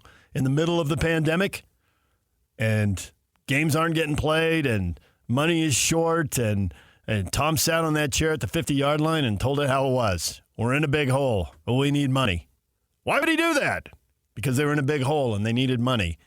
Be a realist. Tell the truth. Now, this goes to the point Christian just brought up in the last segment. What does that mean for Utah basketball? Can Utah basketball really succeed? PK gave me a hard time because every time we'd have on the AD, whether it was Mark Harlan or before that Chris Hill, I'd say, what are you going to do to turn the basketball team around? I don't really feel like I need to ask it now because now the question is, they need more NIL. The answer is they need more NIL money. We don't need to have an AD on the air to answer that question. And we all know the answer to that question. But to your point, Christian, what is the priority? Kyle doesn't do that kind of stuff very often. If he does it, it's because they really need the NIL money. And it's a big deal. It is a big deal when Kyle has this tone. And it's like you ask him a question. It could be after a game. It could be his Monday press conference. Or it could be off to the side. Not so much anymore. He didn't really talk to that many people off the side that much. He used to, but not so much. But he has this tone where he tells you something. And I have to, okay, stupid, listen closely. Kyle is giving you the answer to the test. This is the answer. I'm not sitting here, for 20 minutes on a Monday to spray a bunch of sunshine. This is why. So when he sits in front of a camera, they put that on social media, it does make me think that Utah basketball fans have to temper their hopes and maybe not get so mad at Craig Smith. On the other hand, Craig's getting paid a lot of money, so people are going to get mad at him. It's just the way it is. But I just don't feel like we get to judge coaches the way we used to, because it used to be about get the right staff, get the right recruiters, build the right relationships, sell the positives your school has to sell, get the guys here, don't give me your excuses, you're being paid to win. But now a big part of that equation is, and give the player the NIL money that the market demands. Because as we said earlier, it's easy to look at Keba Keita going in the transfer portal and assume he's following Burgess. There's trust, there's a personal relationship, and there's playing time. It makes sense, right? But who's to say? San Diego State and Kentucky need somebody like Keba Keita, and they got money. What if they decide he's the guy now? Maybe they're off chasing somebody else, and they don't decide he's the guy. But if they come with the money, you better be able to match it. Because if you can't, you're not going to win that battle very often. You may get one outlier here or there who says, this place is the place for me, I don't care about the money. But there aren't very many people who are going to say that. You offer people twice the money, most people will take twice the money. I think Christian really loves coming in here and producing the morning show in the morning. He always comes in with a good attitude, and he works hard, and you walked around and asked me a question, and I should have volunteered. My brain wasn't on, yours was. You were more dialed in than me in the last break. And if someone offers you twice the money, you're going to go, DJ, I'm out. Bye. And I'm going to say, good luck, Christian. You doubled your money. It's an excellent question with a U. And schools at this point don't have to. Actually, schools have gone to great length to hide the NIL money from the media. There have been requests made through Grandma and records, and schools, colleges around the country have pushed back and said, no. You can't have that because it's somebody's personal information, blah, blah, blah, yada, yada. That stuff's a little over my head. I know the coaches' salaries get out all the time. The players are employees too, but they're doing this crazy tap dance. The players aren't employees. Yes, they are. If you're told to show up at a certain time at 5 a.m. because you have to lift weights or because you have to start pulling sound bites for what is trending, and you get a certain amount of compensation, cash for Christian and Jake and Sarah and whoever else is doing the morning show, or scholarship money at the U and now NIL money at the U. So you show up at a certain time to perform a certain task, and you are compensated with money. Yeah, that makes you an employee. And people who argue it doesn't are the people who tell me, yeah, that's not a snake. It is too a snake. No, it's a lizard that has no legs. Whatever. You can talk in circle and spin and spin and spin. They're employees. And I don't know if you saw it yesterday. We skipped over What is Trending. We were going too long. But a lot of thought about how athletes are going to get compensated. There's a court case coming, and the lawyers for the athletes are like, hey, the longer this drags out, the more these schools are going to pay these athletes. We are getting very, very close to the athletes getting compensation directly from schools. Right now, they get them from the NIL, and they don't really get them from the school. They get them from the collective. But the coach is sitting in front of video, and we just played it for you. He's basically doing an ad for the collective. I mean, how separate are they? What are we doing here? They're hand in hand, for sure. I know. And it's just like 1974 and walking through that door. We got used to freshmen being eligible. That was an outrage when it happened. Most of you don't even know what I'm talking about now. It got normalized. At first, it was weird. What's their first year on college? I don't know how they can concentrate. They'll concentrate. They'll figure it out. All right, DJ and PK, it's 97.5 The Zone. Coming up next, Utah football. Let's get right to it. Offensive coordinator Andy Ludwig. What's he got? How explosive can this offense be? What are his options? It looks like there's some good ones. We'll talk with him next. PK and I catching up with Andy Ludwig. Stay with us. He's next right here on The Zone. This is DJ and PK, Utah's highest-rated sports radio morning show for over 20 years. Ridiculously good. Presented by Murdoch Hyundai, Utah's #1 Hyundai dealer for 16 years in a row on 97.5, the KSL Sports Zone.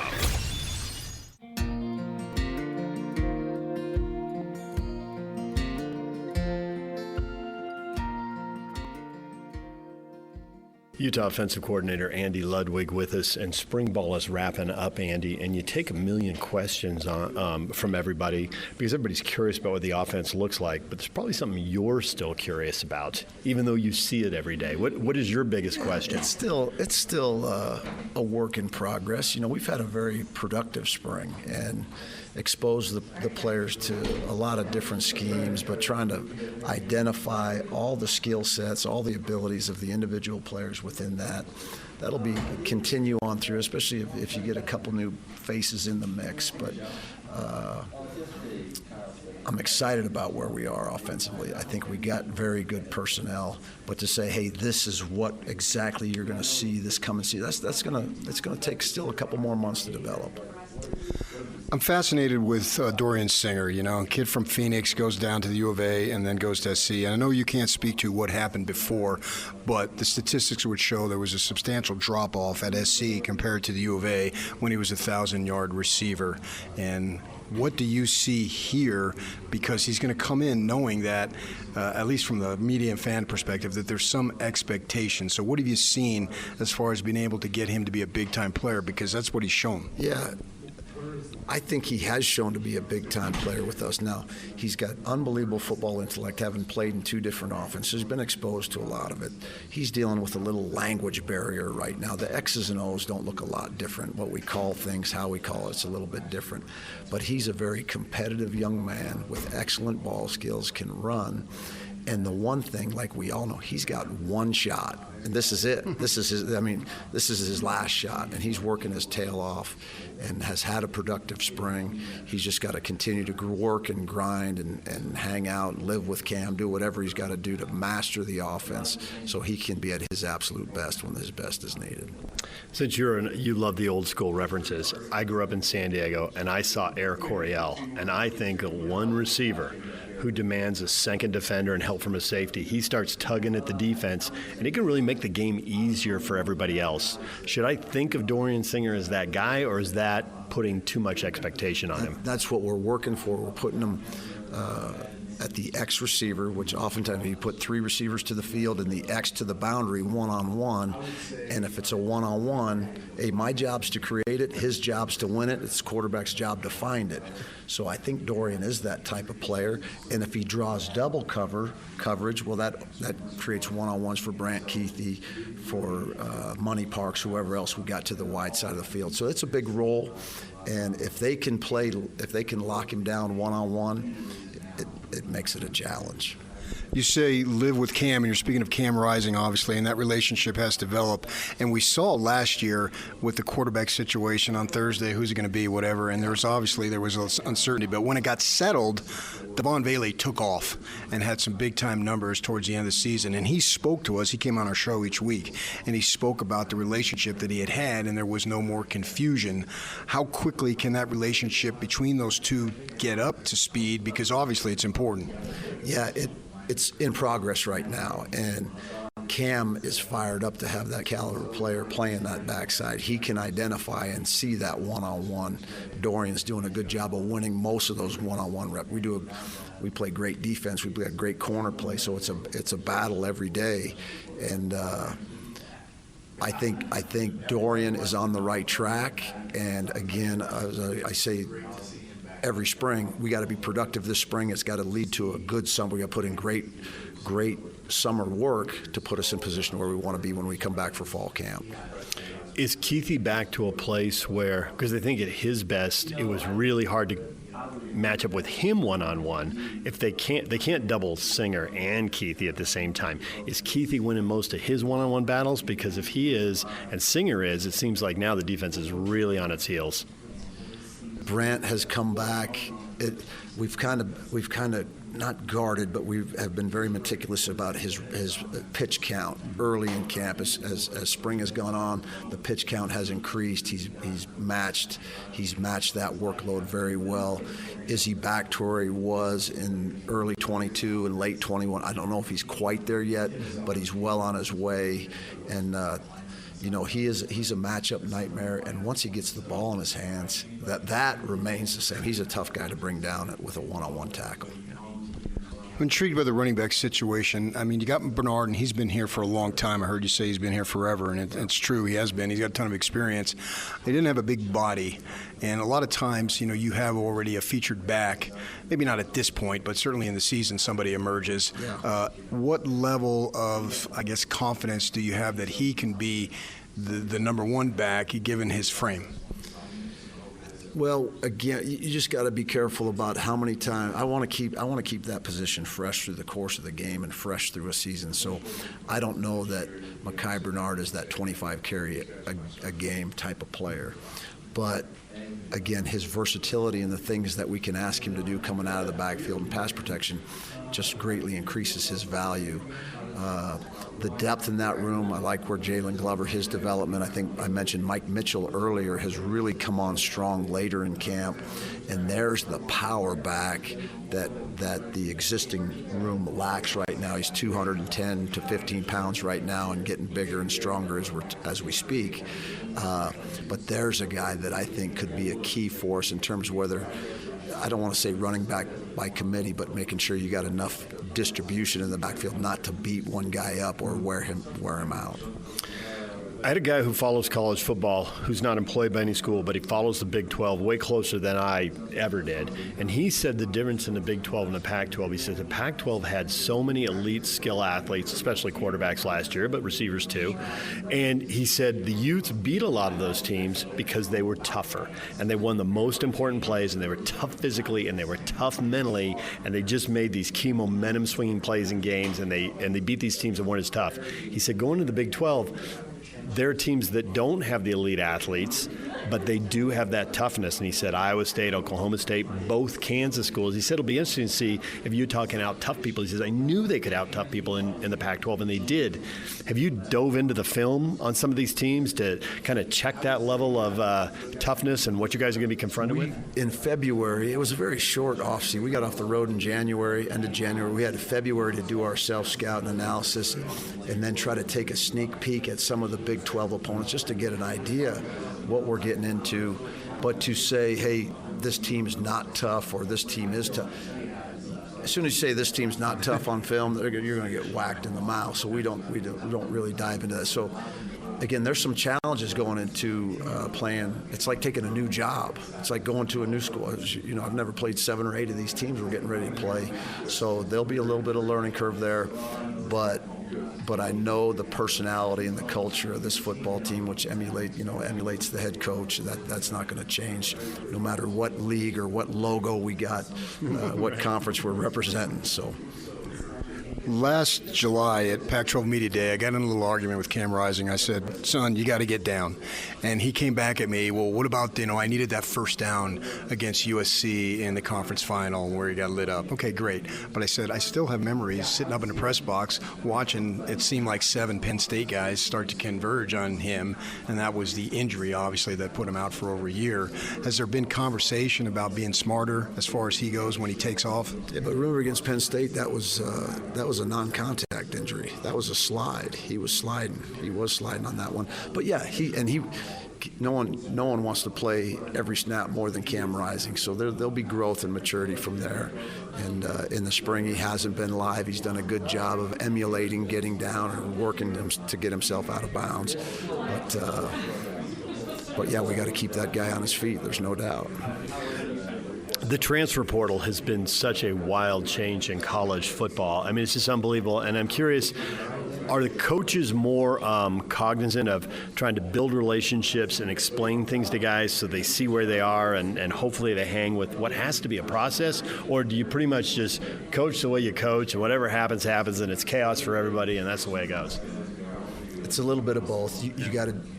and again, it's part of the Utah culture. You got to speak the truth, and players appreciate that. Sometimes the truth can sting a little bit, and if the truth stings and you think you're better off moving on, then nothing but the best to you. So you're aware of it, but I don't think you can coach any different. You got to be honest with your players. Be honest, and you love them all, but be honest with them all.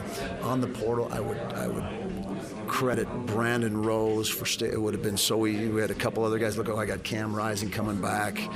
I'm not going to have my shot. Credit Brandon Rose, because in this day and age, especially at that position, there's only one ball.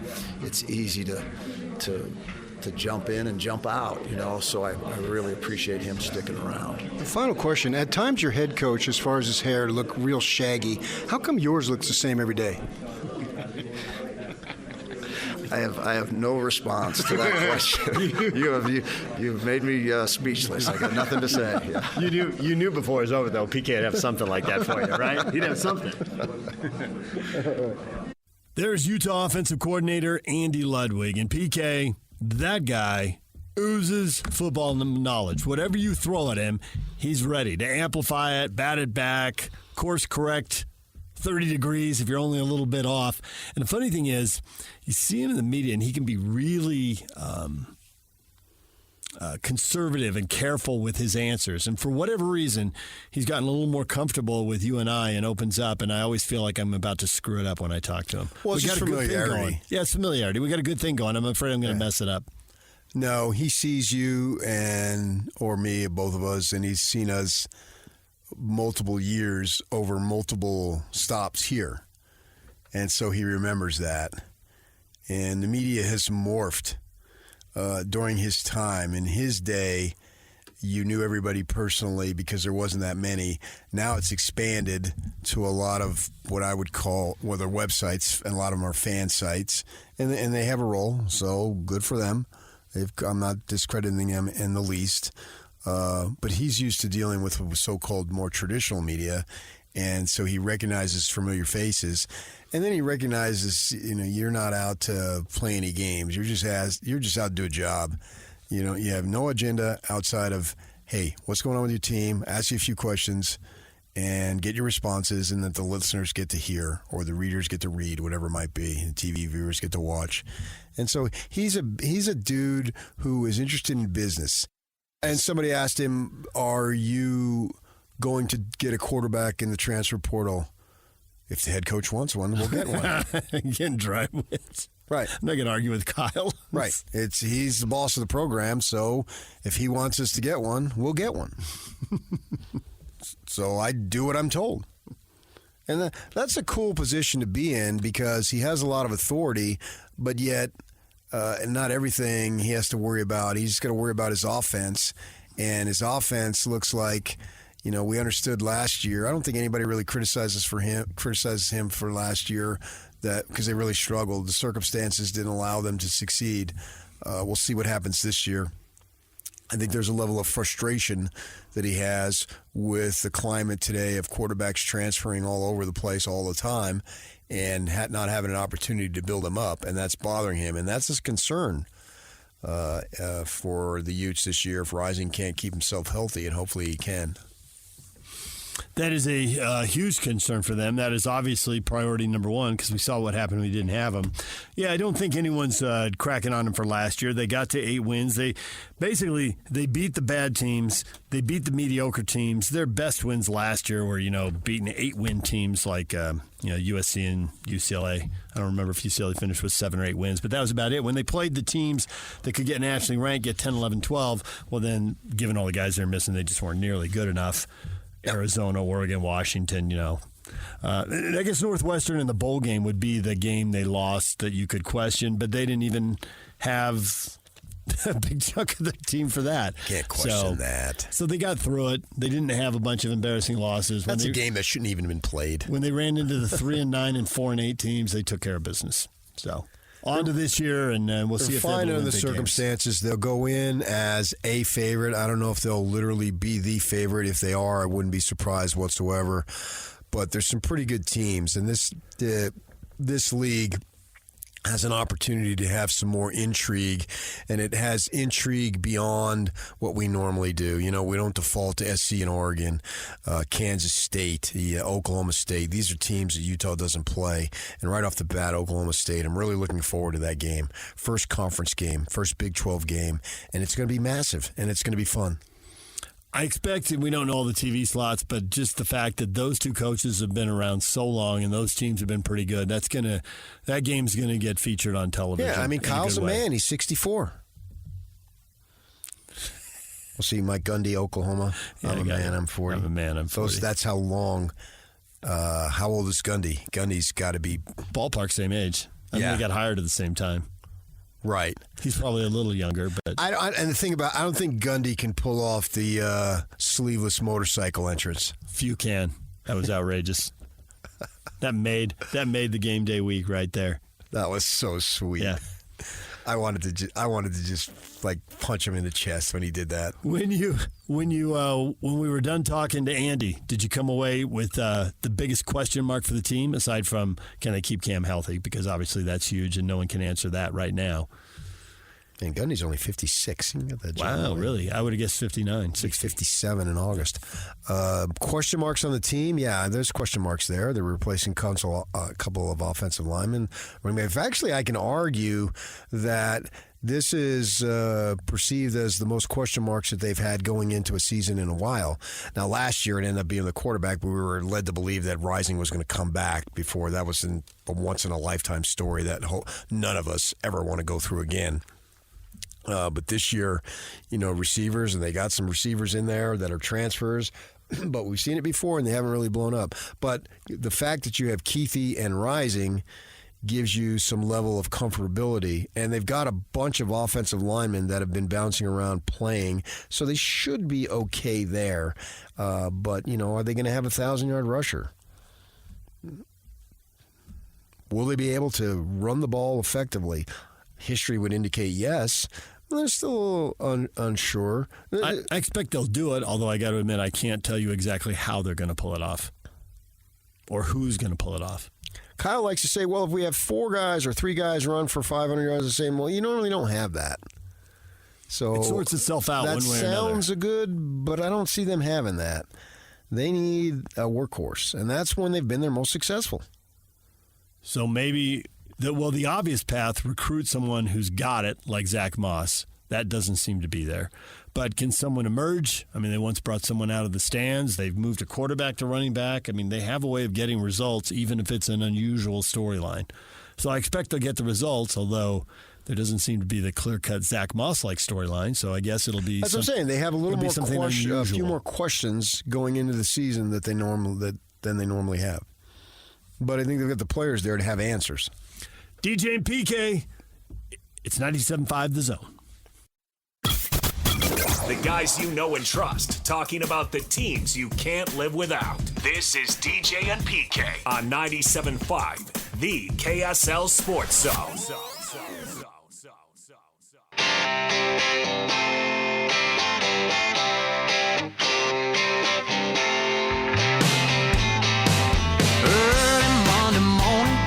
Friday 5, man, I work, but I don't climb. Boss man can shove that overtime up his cane. DJ PK, it's 97.5 The Zone. Eric Church is the band of the day. It is time right now to welcome in Jason Kreis. Back with RSL this year, working in the front office. Jason, good morning. Morning, DJ. How we doing? Good. I can never remember your title, Jason. I'll just apologize up front. I just think of you as guru now. You do a little soccer, you do a little business, you just make the magic happen. That's right. It's Director of Operations and Special Projects, just for future knowledge. I'm going to forget that again, right? Come on, man. You're not that old. You'd be surprised. All right, so I'm wondering now if you'll go into the Wayback Machine. People know a lot of the story, but they don't know all of it. I think enough time has passed that now you can tell it. And if you can't, I'm going to be sorely disappointed. Sporting Kansas City is in town for the game Saturday night. That's the game this weekend, right? And a few years ago, you were out of town when they did it, but they ran a promo. RSL ran a promo on our station, and PK's off today, but PK heard the promo. They hate us. We hate them. And he thought that was just way over the top. And I thought, for once, something that seems way over the top might actually be accurate. Because I get why he thought that was over the top. You can line that up with 100 other promotions for 100 other games, and that would be the most over the top. Now, people know there was a press conference with Benny Feilhaber and he was a star player for Kansas City. He'd been on the U.S. national team, and he went right into it, right behind the microphone on camera. He didn't blink, and he talked about how much he despised RSL and how much he looked forward to playing him and beating him. But I don't know that people know the whole backstory behind that. And there was something between him and Kyle in the national team camp, and there was something at a preseason game between the two teams and a brawl in Arizona. I think you were at that brawl in Arizona. Can you tell us about that? I was. It was the preseason that was leading up to our CONCACAF Champions League run, where we made it to the final. So we were probably a few weeks ahead of most of the other teams as far as form and fitness and soccer-wise, and we were absolutely murdering them. It was like 3-0 after 30 minutes. And we get into the second half, and it's early in the second half, and all of a sudden they've got guys flying around, two-footed tackles. I felt like they were almost trying to break Javier's leg, and I just said enough. I went out there, just stopped the entire game and said, we're done. We're done here. We don't need this. I think it's completely disrespectful that you guys are going to, treat us this way when you know that we have a Champions League coming up and an extremely important tournament for us. And it started there, you're right. And I talked to Peter Burmese probably 6 months before that, actually, because he was talking about where Kansas City was and their evolution of their team versus where we were with Real Salt Lake. And he said he had to teach his guys to be very physical first. He had to teach them to fight. So it really shouldn't have come from much of a surprise, but for me it was over the top and unnecessary and unwarranted. And really from that game forward, it was always all of those games were extremely emotional, extremely heated, and extremely physical. Do you know, this will actually make sense here in a second, do you know who has the most red cards in the history of Major League Soccer? And do you know who has the second most red cards in the history of Major League Soccer? I do not, no.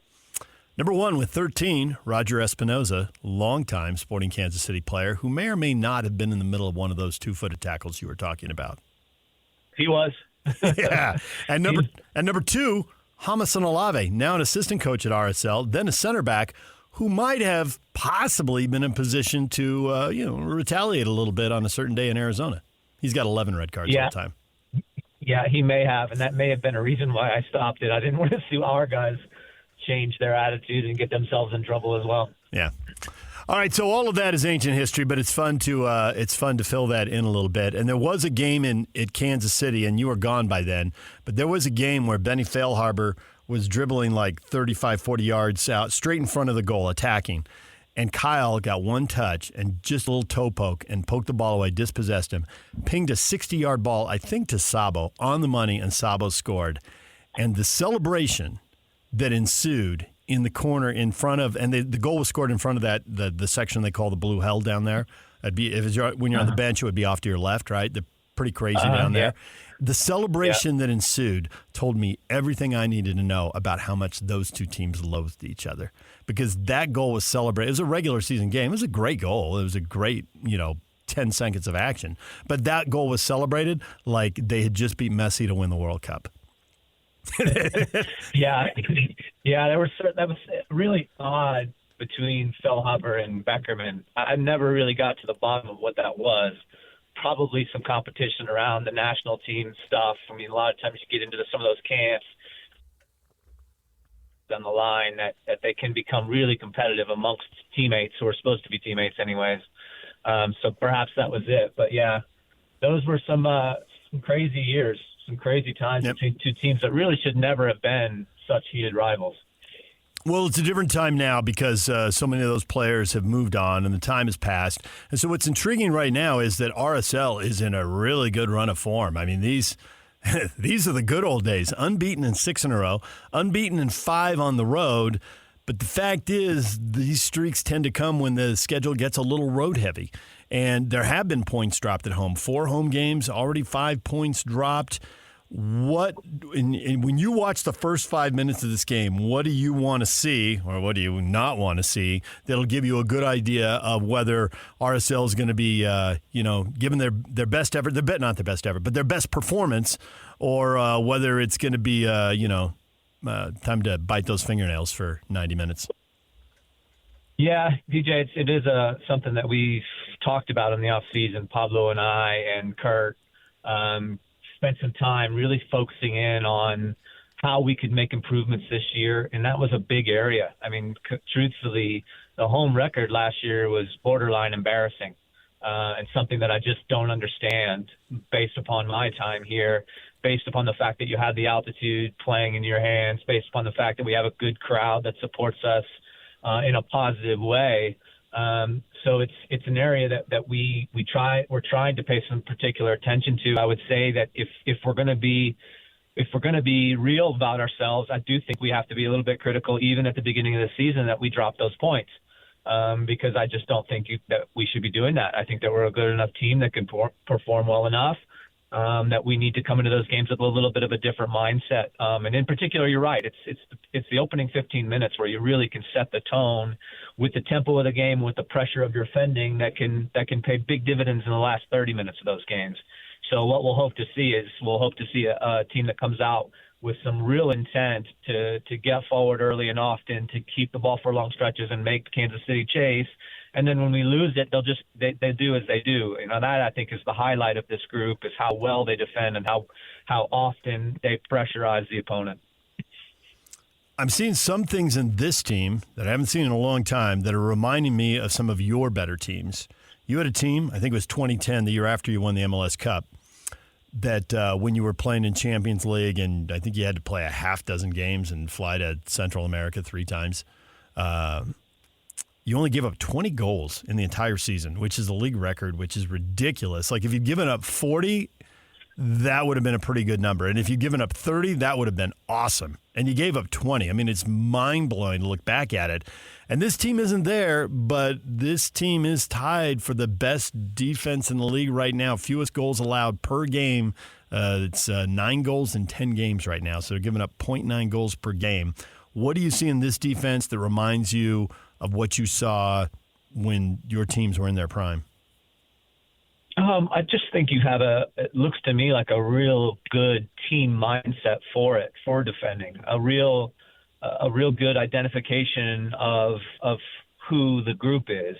You don't have players out there that aren't putting in a real effort. I feel like everybody is playing their part. Everybody is pulling their weight.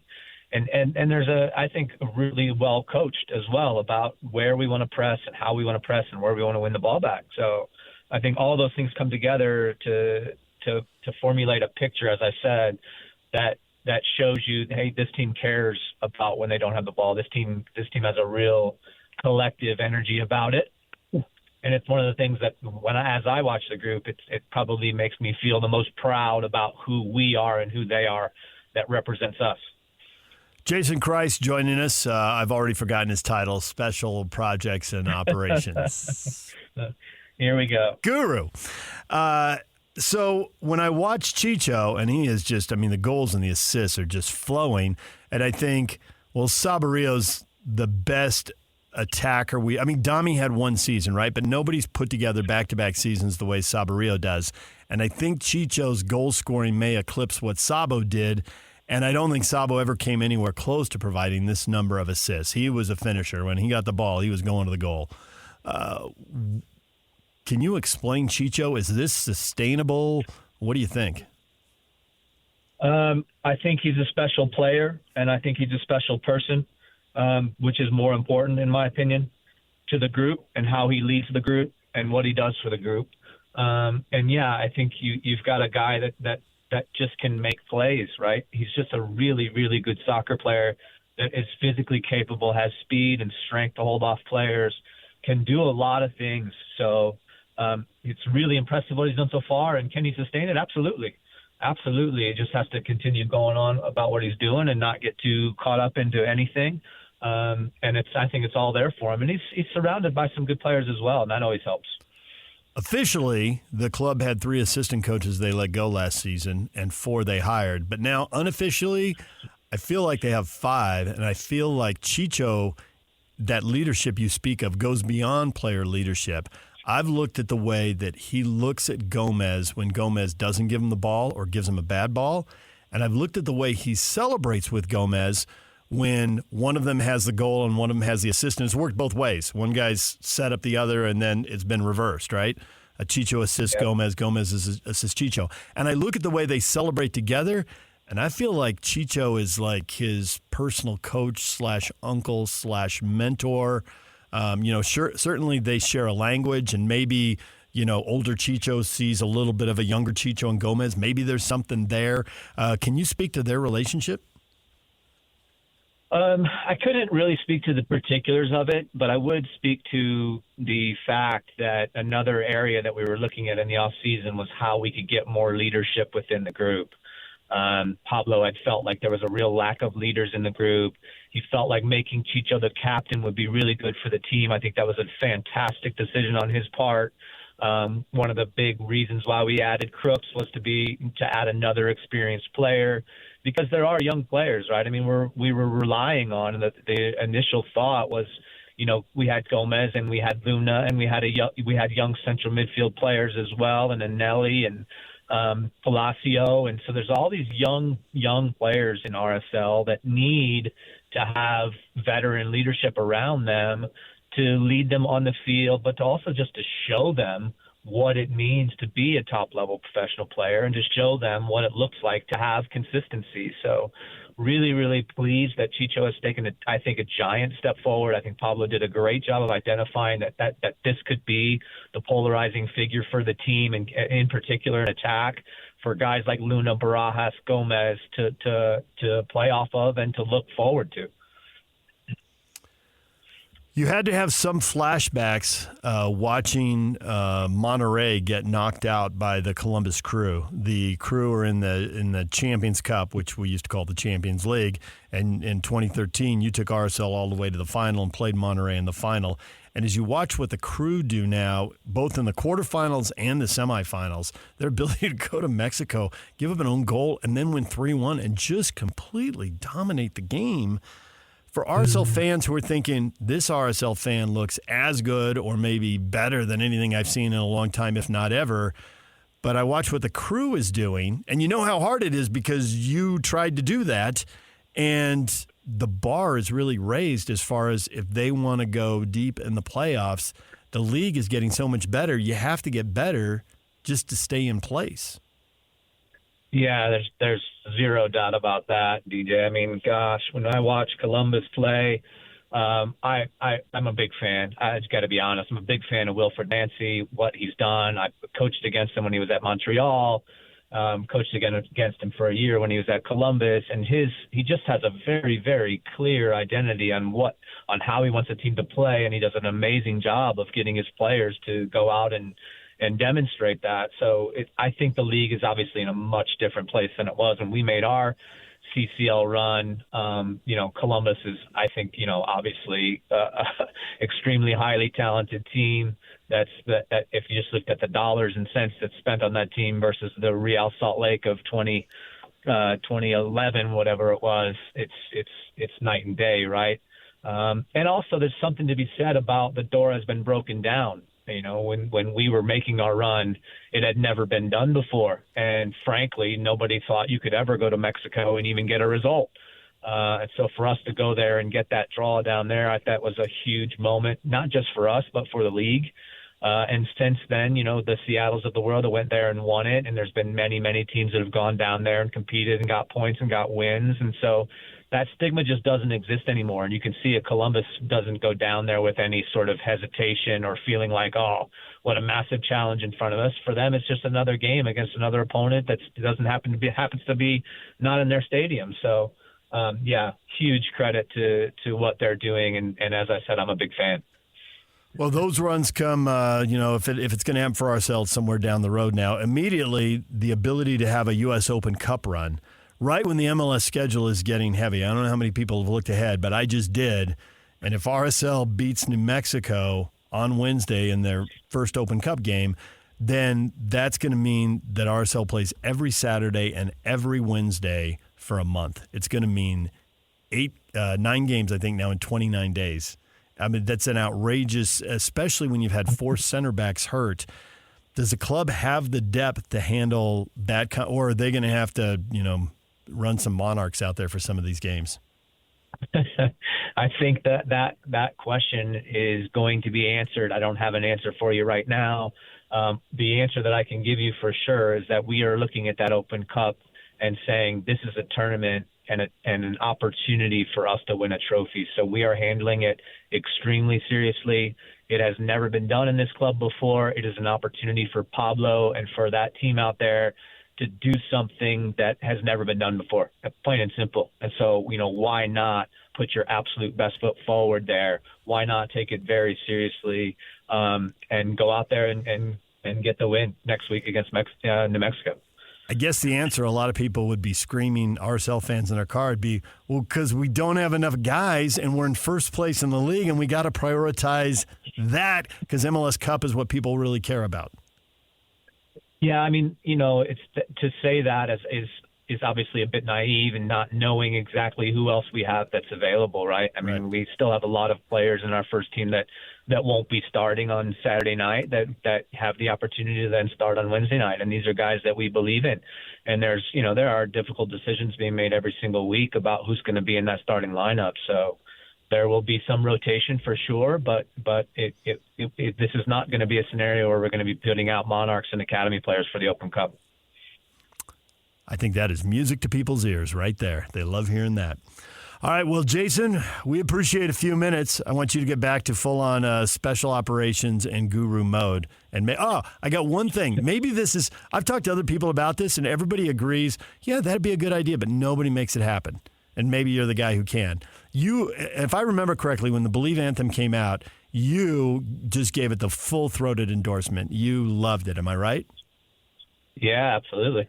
So one thing I saw traveling to sports events and MLS, but also Major League Baseball, is that it's also the music during the game, and most importantly, the energy. I was told this when I went door to door for a job in college. The energy people have when they leave the job is the energy they bring back to the job the next time they're there. It's a very Zen thing. I think Pablo would sign off on it in a hurry. It totally sounds like something Pablo would say, right? You have to use the word universe, though. You do have to use the word universe. But there's no music at the end. Now, they do the plant the flag thing, so that's good, right? There's supporters who like that. But what is the song they play that everyone's singing when they live? Minnesota does it, right? They're up there singing Wonderwall. Yeah. They got their thing. And like when RSL wins at home, what is the song? I think everybody knows that when you file out of Yankee Stadium, you hear New York, New York after a win. And Yankee fans carry that back to the subway. And so for a manager, a head coach who believes in the universe, and for a club who's halfway there with their own song that the fans clearly love to get up and sing, right? And you've got an owner who I have heard out of Ryan Smith's own mouth multiple times. He has said the experience. And what he means, he doesn't say this part, but what he implies with this part is you can't win all the games. We know that.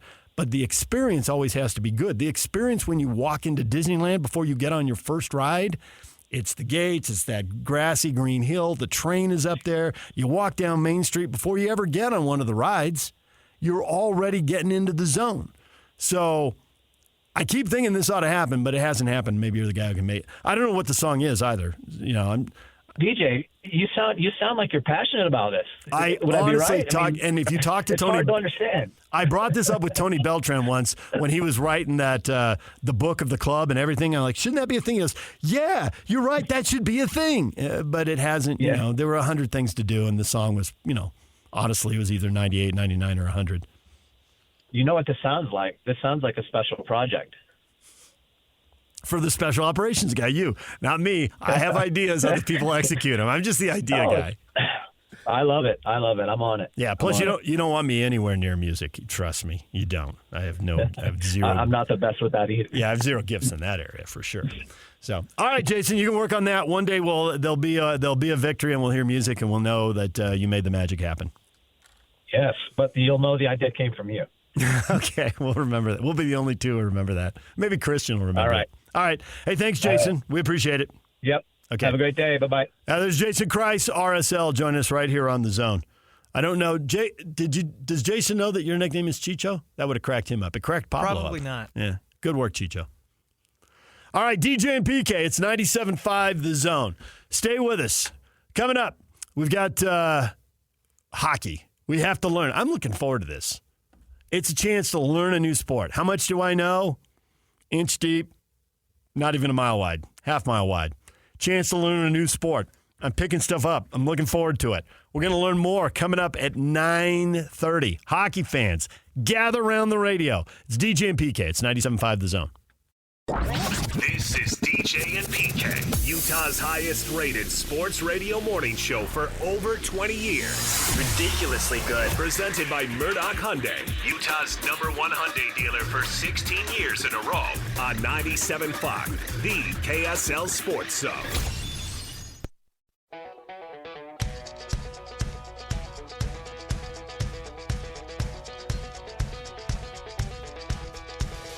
I know where I come from. How about you? I don't need baggy clothes or rings in my nose to be cool. The scars on my knuckles match the scuffs on these cowboy boots. The band of the day today is Eric Church. House band of the day brought to you by Live Nation. For all the live concert and events in 2024, check out livenation.com. And as part of that, Live Nation tends to hook us up with concert tickets all summer. Well, actually, they hook us up throughout the year, but especially in the summer because there's, all the outdoor venues are going in the summer as well. And on Win Tickets Wednesday, well, look at this. Coming up next week on Wednesday, you can win a pair of tickets to see Neil Young at the Utah First Credit Union Amphitheater on July 29th. Listen to The Zone all day Wednesday for your chance to win. We'll have a pair of tickets in every show, and you can go see Neil Young. I'm thinking the phones are going to be buzzing when we start giving away Neil Young tickets. That'll light them up in a heartbeat. All right, DJ and PK, it's 97.5 The Zone. We have so many things to discuss, including the NBA playoffs.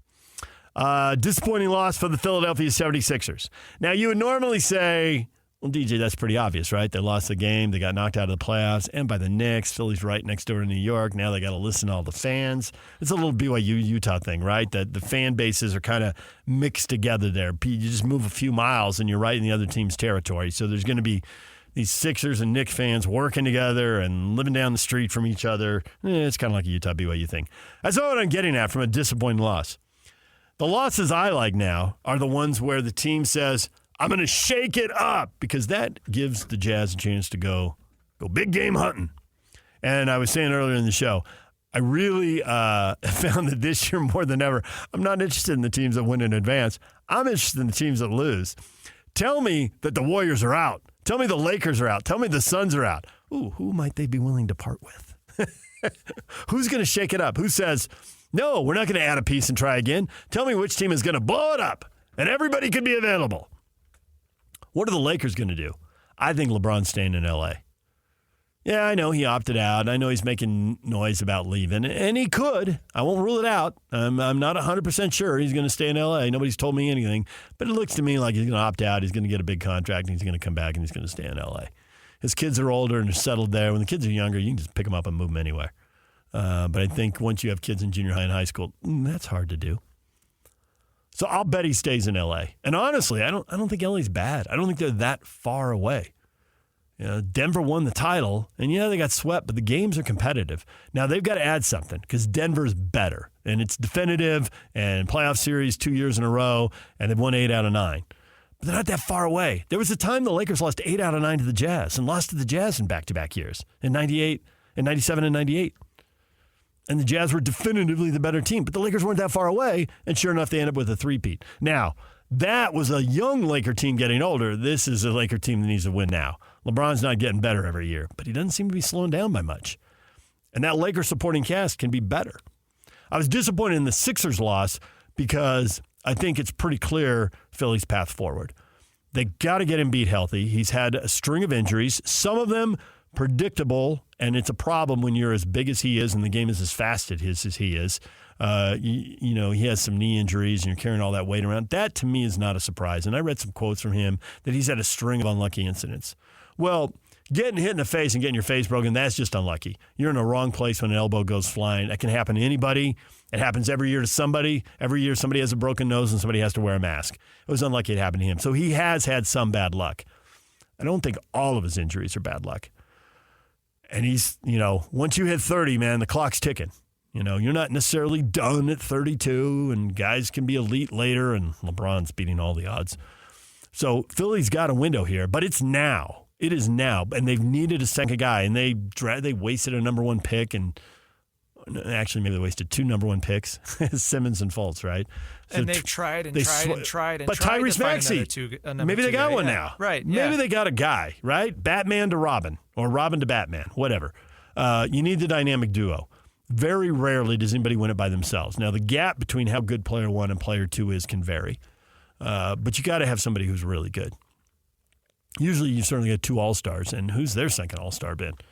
And they still have struggled with guys, Tobias Harris getting shut out in a big game. That's a problem. So they've got some work to do on the roster. It's kind of disappointing Philly because I don't think they're blowing everything up. That's a little disappointing.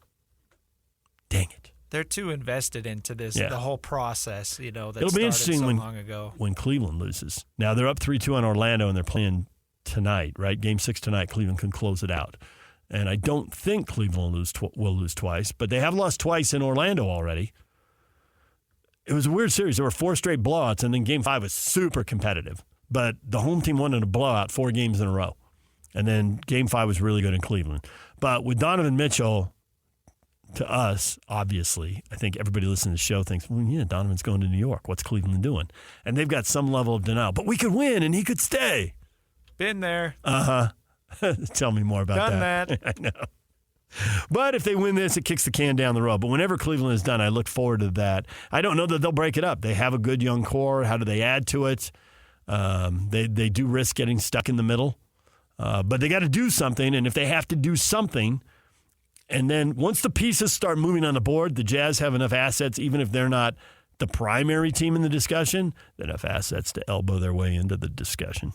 Yeah, well, what if we did this instead? Well, what if we jump in and make it a 3-team deal? You know, there's multiple ways to go. You can outbid somebody, or you can improve the deal by making it a 3-way deal and making sure everybody gets something. They don't need 3 draft picks every single year. They had 3 last year. Are they going to have 3 this year? Danny Ainge pointed out that's not plan A and it's not plan B. May or may not be plan C. And maybe the one they default to if they can't get anybody in the summer. You know, they don't like who's available or the price tag is outrageous. You got to be careful about overpaying because you drive yourself into that cul-de-sac, and the only way out is to beep, beep, beep, back it up. And listen, we're 2 years deep into this. Nobody's got the patience to back it up and start over again. So they're going to make sure when they go forward, they still leave themselves with options and a chance to get better. So it's interesting watching these teams get knocked out. Who's getting knocked out, and how might they blow it up? It's a different way of watching the NBA playoffs. I used to watch and see, well, let's see who wins and who might win the championship. And now I watch and say, okay, the Bucks are out. What are they going to do? Who's going to be available? That's an older roster built to win now. I mean, everybody would want Giannis, right? But Damian Lillard and Chris Middleton, you know, they got to win now. So now maybe there's somebody there, you know, younger on the way up, and if they blow it up, I mean, there are many paths forward here for the Jazz. Which one will they take? And Ainge made that clear. You know, the plan is to take the best option that's available, and nobody knows what option is going to be available.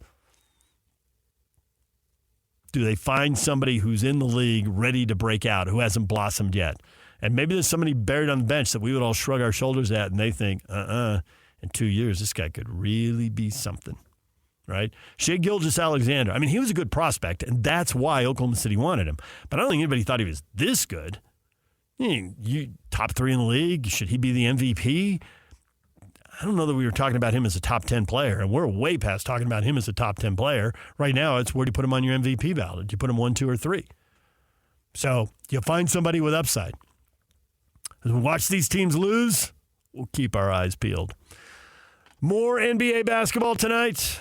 It's a doubleheader, Cavs and Magic, 5 o'clock on ESPN, and then the Clippers and the Mavericks at 7:30. That does not interest me greatly.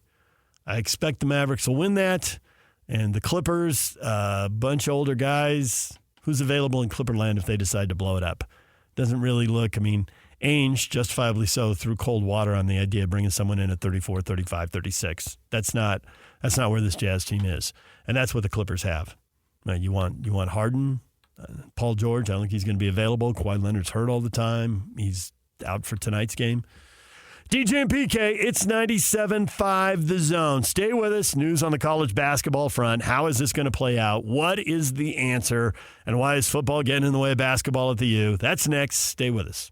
Take DJ and PK wherever you go. Find every moment of every show in podcast form by searching DJ and PK on your favorite platform.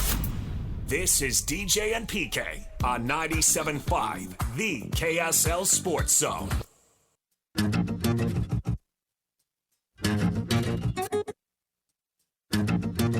Join Hans and Scotty Monday from noon to 3 as they broadcast live from Minky Couture in Layton. Make Mother's Day easy and get the best gift ever, a blanket from Minky Couture. Mom will love it. Shop online at minkycouture.com or at any Minky store. DJ and PK, it's 97.5 The Zone. The question of the morning. With Keba Keita in the transfer portal, what is next for him and where does Utah basketball go from here? It's funny, yesterday's question took on a whole new life and got a whole new reaction. We didn't put it up because of Keba. That news, hadn't broken yet. But it was about Utah basketball. What's going on with Utah basketball? Now, that got about 30 responses because it went up because Chris Burgess left Utah and took BYU. took the BYU job. And so with Utah, with Davon in the portal, Burgess leaving, he was the second assistant to leave. So that led to the question, what's going on in Utah basketball? But then within 24 hours, Keba Keita goes into the portal, and usually these things have a shelf life of like 5 to 10 hours. Honestly, they don't even make it halfway through a day before they get buried by all the other stuff people are putting out on Twitter. But this one got a whole second life and got a whole slew of answers because the Keba Keita news broke, and it just furthers the question, all right, that's 2 assistant coaches, that's 2 key players, or is it 3 now, actually, into the portal. We've lost count. That's what's happened, right? I mean, it's just clearly, after a while, the numbers don't matter. It's just clearly a season of upheaval and major change for the Utah program. Now, the good news is Craig Smith's got to stay in there and just keep swinging. I mean, nobody's throwing in the towel, right? That's a GIF I need to use, Christian. Did you go in and check all the GIFs? I was responding to some of these. Yeah. The Titanic one was really, really good. You like the Titanic one? That made you laugh? The GIFs are there. It's funny, like, I found that when you type a response in words, people take it the worst way possible and provide the angriest response possible. And if you put a GIF in there, people take it the best way possible and have the most hilarious response possible.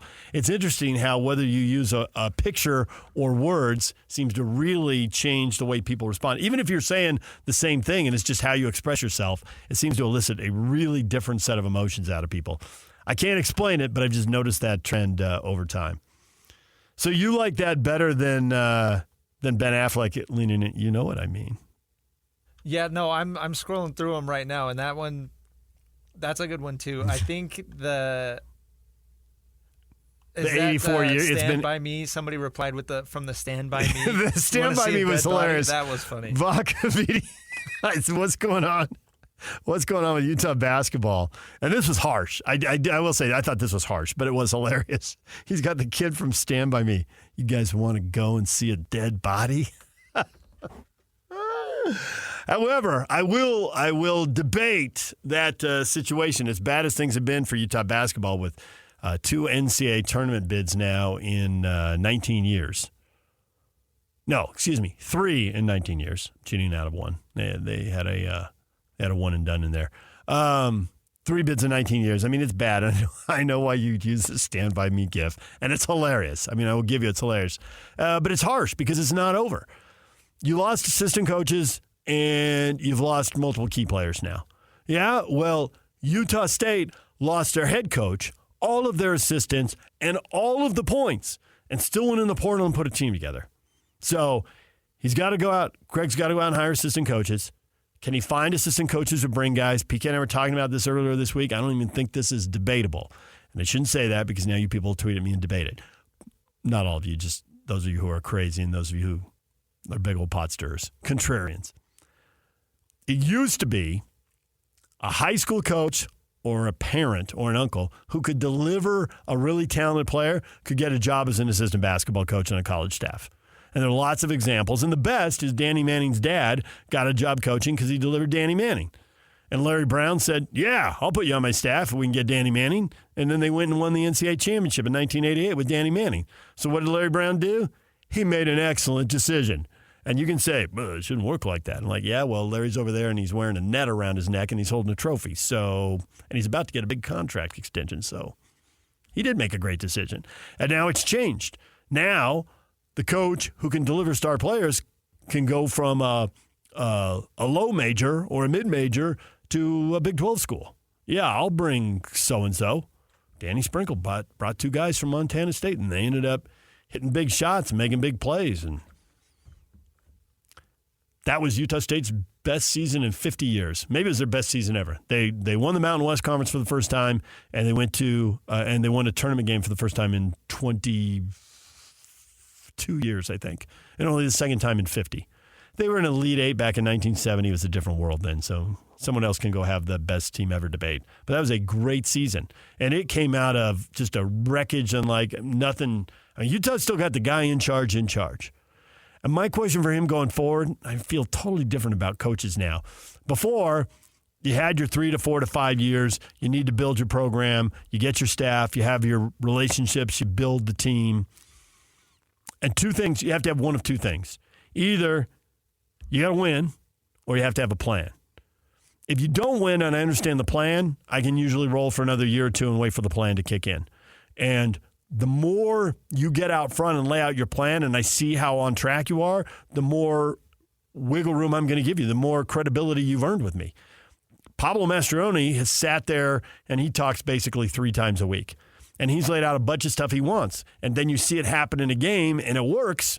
You're like, okay, I'm going to trust his plan. We need to change over the roster. Why? We need more left-footed players on the left side of the field. Makes the field wider. And I saw the left center back in a game they needed to win and they weren't winning. And the left center back played it to the left back who got right on the left line. Oh, yeah, when you have a left foot, it makes the field like 10 yards wider. He was literally on the line. He played a ball 50 yards down. It was amazing. Right on the stripe. He said, I need attackers who defend. And I saw Diego Luna defend. And he bumped the guy twice. The guy was under pressure. The guy, he dove trying to draw the whistle. And the ref didn't bite. And Diego got the ball and headed for the goal. And Pablo said, we need our young guys to have confidence in themselves. If they have the shot, pull the trigger and take the shot. Don't overpass. And he specifically said about Diego Luna. And Diego Luna took the shot and he scored and they won the game. And I asked Pablo later, I remember you saying that. Were you thinking that when he was going to goal? And Pablo said, literally, totally honest, I was singing it and it hurt so bad I couldn't watch. And I turned my back. And when I turned back around, the ball was in the net and he was celebrating. I couldn't watch. It would have killed me if he'd laid that ball off. Now I trust that guy. He told me what he wanted. He got what he wanted. And it turned out they've been winning and playing the game. What's your plan? Obviously, I can't look at Craig and say you got the results. The results have slowly trended better in the right. So you get a little benefit of the doubt for that. I'd like to hear the plan. And I think the plan needs to be we need more money to compete with NIL. Guys won't transfer if they get the ball and they get the most money. And I think the hardest part is that there's no patience for these plans to come to fruition. Totally agree. Anymore. And I'm more patient than most people. And I got impatient with Larry Kristoviak. It was 5 straight years of not going to the tournament. And the last 3 years, every year was worse than the last. And it trended into a losing. I mean, and I know he got an extra year at the end because of the pandemic. It was the wrong time to buy somebody out. They were laying people off. So I get that. Circumstances conspired, right? Eventually, I do lose patience. But I am probably more patient than most people. I've seen enough coaches turn it around. But I think he's pretty good at selling. If I were the AD there, I'd probably say you need to get out and sell for NIL. I'm surprised that college teams are still limiting access to their players and coaches. There needs to be more access. Possibly it needs to be structured because there can be so many people. But you need to get out there and sell. It's super competitive in the entertainment world. I mean, we're reading these concert things all the time because they think all our listeners are going to buy concert tickets. I mean, they're no fools. They're tracking where the stuff gets sold. They're not guessing. They know, right?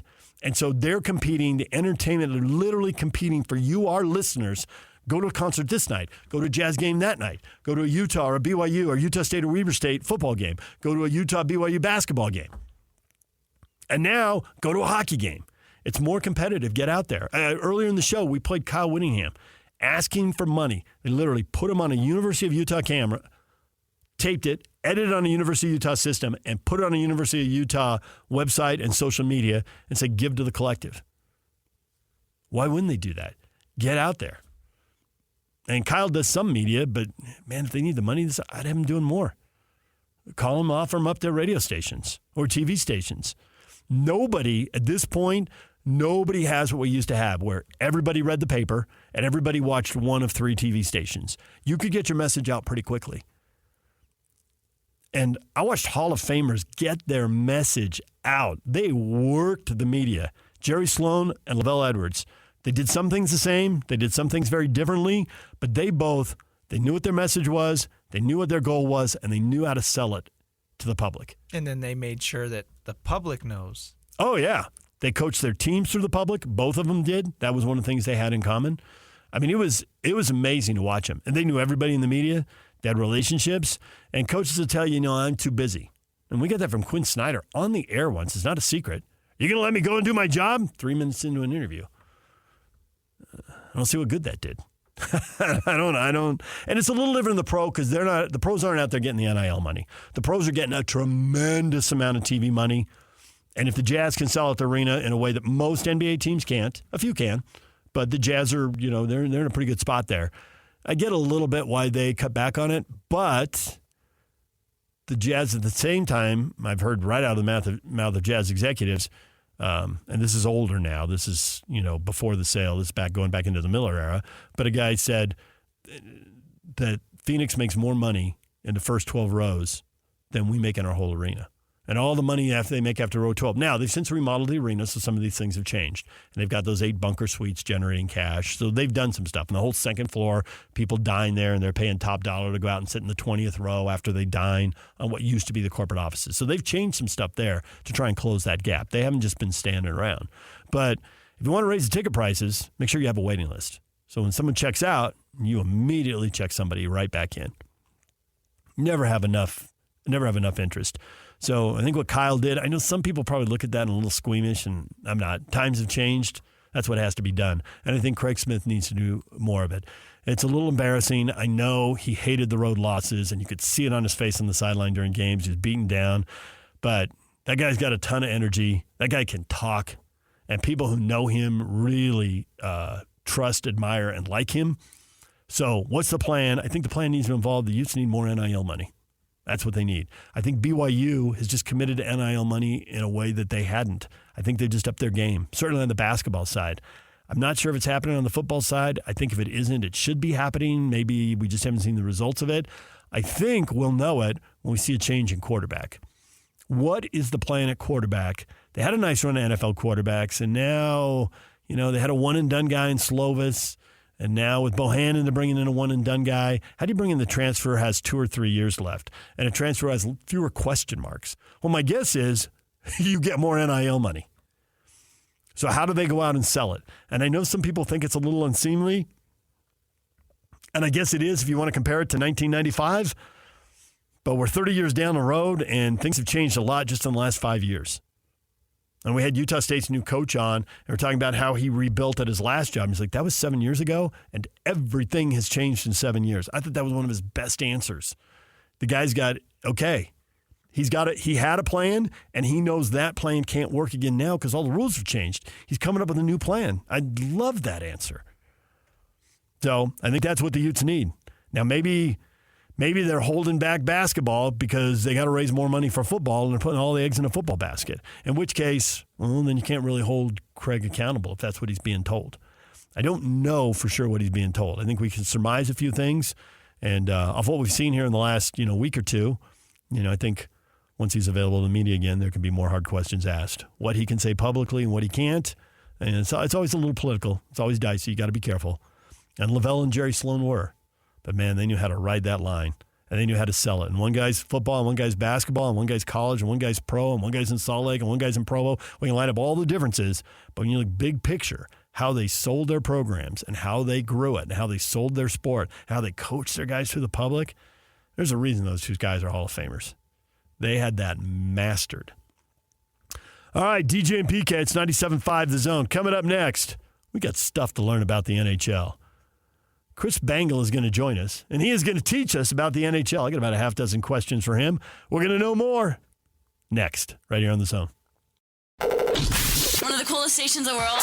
Utah's highest rated, most listened to sports radio show for over 20 years. Everyone's listening. This is DJ and PK on 97.5, the KSL Sports Zone.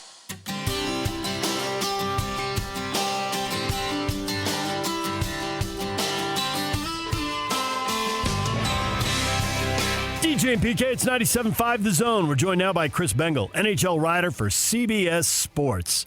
Chris, good morning. Good morning. How are you? Good.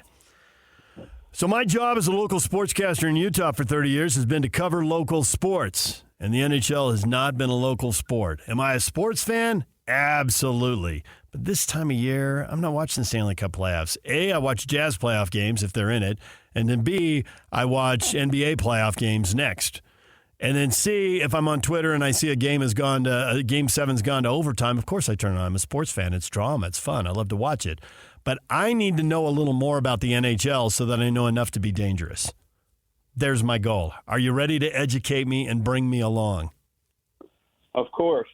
First off, I think, the the NHL is up there with one of the most chaotic postseasons that there can be. Right. The drama is usually endless. We just saw last night Toronto forced a Game 7 against Boston. That should be pretty exciting this weekend. We've got Vegas and Dallas, Game 6 tonight. If Vegas can force Game 7, that'll be insanely exciting. It's just endless, the amount of, theater you can have when it comes to the NHL. It's more so than other sports, I think. A lot of years with, like, the NBA and other sports, you kind of know, these couple teams are the teams that are going to be right there at the end to potentially win the Stanley Cup. But I feel like with the NHL, it's more wide open, especially this year on a year-in and year-out basis. You just never know what you're going to get. There's so many great teams, and I think you're going to love the sport. I believe everything you say. I've had multiple people say all those things to me over the years, including people I've worked with here who are huge hockey fans who can't believe I'm not more into hockey, but it's not the job. And the job requires watching a lot of sports. So question one for you. Obviously, Ryan Smith, it's a weird deal, right? He bought the Coyotes, but he didn't buy the Coyotes. It's officially a new team. Right. The team was officially sold to the league and then sold to him. But he did get the hockey side of the operations, not the business side. So he does get the GM, Bill Armstrong, and the head coach, Andre Tourny. How respected are they? What do people think of them around the league? Because obviously, if they'd won a lot, then everybody would think they're awesome. This team's missed the playoffs 11 times in 12 years. These guys weren't here for all of that, so that's not on them. And when they have been there, they kind of had their hands tied because the previous owner didn't have the money and didn't have the arena, and they couldn't do everything. So what does the league think of these two guys? Because it looks like they're going to be running the show here for a while. I think with both Armstrong and Tourny, you're getting, two guys that hadn't really had a chance to do it before. Tourny was, he's the coach in the Quebec Major Junior League, the OHL at the junior level. Never really got a chance to, be an NHL head coach, and this is his first go-around with that. And, so far, each of the 3 seasons, this team has improved. Went up 8 wins from last season to this season, which is pretty impressive considering, a couple of years ago, this was a team that only won 25 games. So he's definitely gaining that respect in terms of how he's viewed around the league and has proven that he can be a great coach. The Coyotes last year weren't exactly, they weren't in playoff contention per se, but they weren't as far out as they normally are. And, this is a roster that has a ton of young talent. Clayton Keller, Matthias Michelli. There's a lot of guys that Utah fans are going to come to know and, come to love when this team, starts playing next year. I can dive into some of the simple stats and see some of the problems and see why they're missing the playoffs. And one of them is they allowed 274 goals, and that's tied for 24th in the 32-team league. Well, that's not good. How quickly can whatever we're going to call this team upgrade their defense? The one drawback I would say with, kind of free agency this summer, which, tends to be a very active time for many teams, the only issue for Utah is kind of going to be that there's not a ton of marquee defensemen that are going to be available. Some of the top options are going to be Brandon Montour from the Panthers and Brett Pesce from the Hurricanes. But those are guys on teams that are, still in the playoffs contending for a Stanley Cup. So potentially those players get re-signed, which, obviously that wouldn't be a good thing if those are guys that, this team is trying to look at. Up and down, there isn't a ton of depth. They did get a nice season from Sean Durzi in his third year, first 2 coming with the Kings. When he came over, had a career best 41 points, which is, pretty exceptional. There is room for growth still with him, obviously, being only 25 years old. They do have a couple guys in the pipeline. Dmitry Samashov was the number 6 pick last year as a Russian kid playing over in the KHL. So probably won't see him the next, at least probably until 25, 26, I would say at the earliest. But a, fantastic skater and puck mover that really could help this team down the road. So, I don't think it's something that's done through free agency, at least this year for this team. But I still think the talent is there in the system down the road. The coach, Andre Tourney, says the 14-game losing streak that they had last 3 games in January and every single game they played in February, he said that was a result of the rumors breaking about Utah. And now they earned 77 points in 82 games, so really they got those 77 points in 68 games. If they were just averaging a point a game instead of having that 14-game losing streak, that alone next year, mathematically, you could see where that would put them on at least the edge of the playoff race. With those rumors put to bed, and with the internal improvement you're talking about with young guys getting better, is it realistic to think that they should be a playoff team next year? Should they be competing for a playoff? Where would you set the goals for them? I think contending at least for a wild card spot is within the realm of possibilities. I mean, like you said, when these rumors kind of came out, you got to remember at the end of the day, like I get, these are professional athletes, but at the end of the day, they're human beings. They, don't know what the future holds, where they're going to be living, everything like that. So without that, and, the last couple of years, they were playing in a 5,000-seat college arena at Arizona State. Like, it wasn't exactly an ideal situation for guys that have been on the team the last few years. So I think with, the depth that they have, the talent that they have, and, a lot of these guys are younger players that are going to continue to improve. I think being in the playoff conversation, I don't think it's crazy. If, this was a traditional situation, like they weren't dealing with those rumors, would they have made the playoffs? I mean, maybe not, but I think they would have been right there, at least, within, 4 or 5 points of a wild card spot maybe. And, who knows, maybe it turns out differently. But I think having that more stable environment next season should have them within contention at the very least for a wild card spot. Chris Bengal joining us. He's an NHL writer for CBS Sports. You mentioned the chaotic nature of the Stanley Cup playoffs. The Maple Leafs and then the Coyotes, whatever they'll be called here, have the 2 longest Stanley Cup final droughts. They have not been to the Cup final in the longest time. It's 55 years for the Maple Leafs now since they were in the final. And Arizona came in 1979-80, actually played in Canada before they moved to Arizona. So they have never made it in 44 seasons. Now they'll move to Utah. They'll have their third identity. It'll be their 45th season. They've never been to a Stanley Cup final. What has gone wrong that those clubs have that kind of drought where everybody else at some point figures it out, and you're the two that haven't?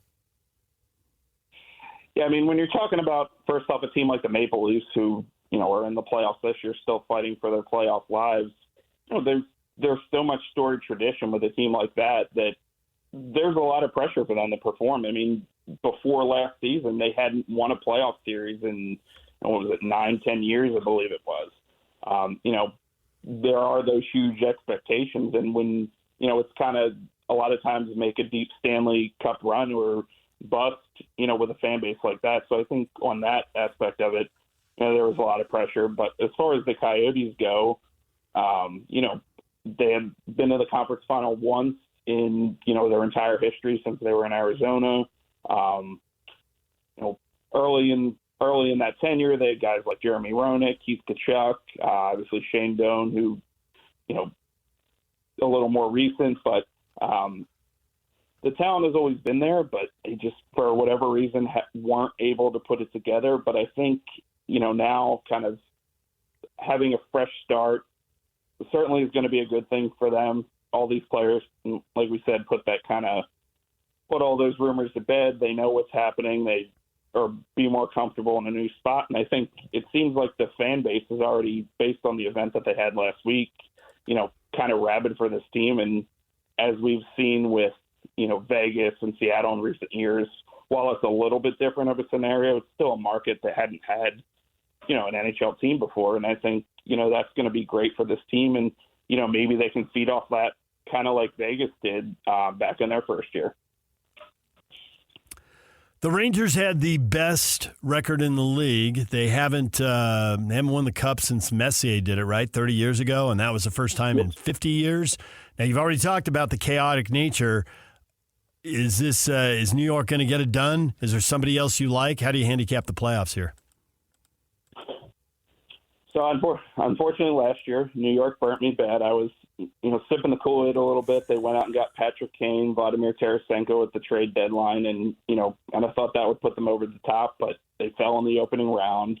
And obviously, regular season-wise, the Rangers were ridiculous this year. President's Trophy, best record in the entire league. They're extremely loaded up and down their roster. Supreme goaltending, Igor Shesterkin, solid blue line, the forward depth. Artemi Panarin had a career year, playing out of his mind. But if I'm handicapping it, there's definitely a few teams I think I like more than the Rangers. Personally, I have the Hurricanes winning it all, which is going to be very interesting considering those two are going to start their series this weekend. That's going to be a lot of fun. The Hurricanes added Jake Gensel from the Pittsburgh Penguins at the trade deadline. He's been phenomenal since he came over. This is a team that likes to skate the puck in. They don't, aren't kind of a dump and chase team that relies on their forecheck. So having that along with supreme goaltending from Frederik Andersen, I think they're kind of my team to beat. I just think they're, about as loaded as it comes. And then I'm also got my eye on the Stars Golden Knights series tonight. Whoever comes out of that series also, I think, has the potential to win it all. Stars have 8 guys that scored 20 goals this year. Vegas is loaded at the center position with adding Tomas Hertl at the trade deadline. And,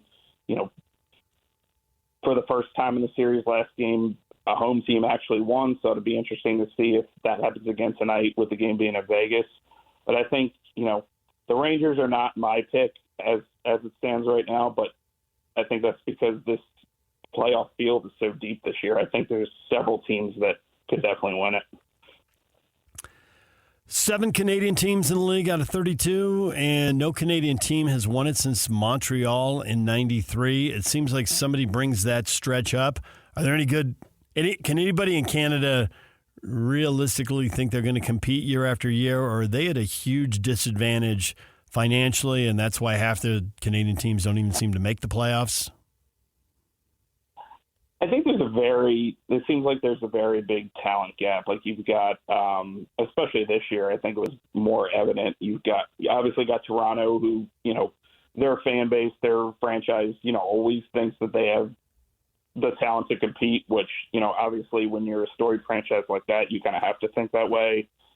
Winnipeg, I think maybe for the first time since they relocated back, I think this year were, kind of looked at as they could be a juggernaut. They added Tyler Toffoli at the trade deadline to provide some scoring, but were absolutely steamrolled by Colorado in the first round, lost in 5 games.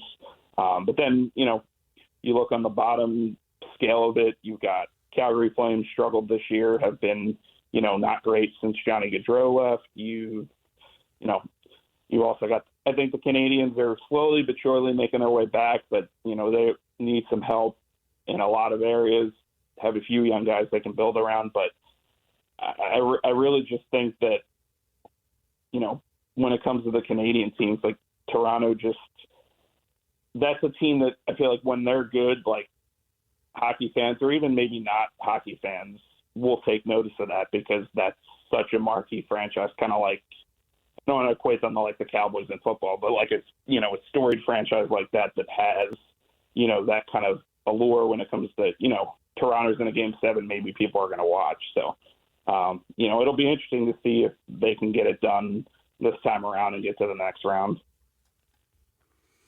All right, well, I feel a little smarter. It's going to take a lot of this. I'm a slow learner and all that, Chris, but I feel a little smarter now. Thanks for a solid 20 minutes of hockey talk. Absolutely. Thanks for having me. Chris Bengal, NHL writer for CBS Sports, joining us right here on The Zone. Your feedback next. Stay with us. And now, enough of us. It's time to hear from you. From all your texts, tweets, and posts. This is the best feedback of the day. Woo! Oh, I was there. It's the best game of my life. With DJ and PK on 97.5, the KSL Sports Zone.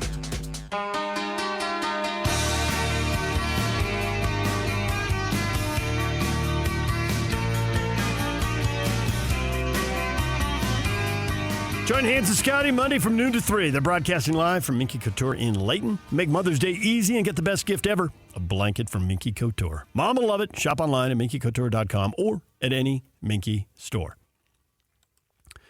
Time for your feedback. Before we get to that, Melinda Adams says, I want to thank everyone for their kind words and support. I am humbled. Do you know who Melinda Adams is? You didn't completely see her. You saw part of her. That's the ESPN producer who Patrick Beverley was trying to humiliate at the end of a very bad day at the office for Patrick Beverley. If you don't subscribe to my podcast, get that mic out of my face. Lower that mic. And she tried to be more subtle and move away. And he just, if you don't subscribe to my podcast, we can't interview you unless we pay you. Yeah, he just told her to get out of the circle. That's embarrassing.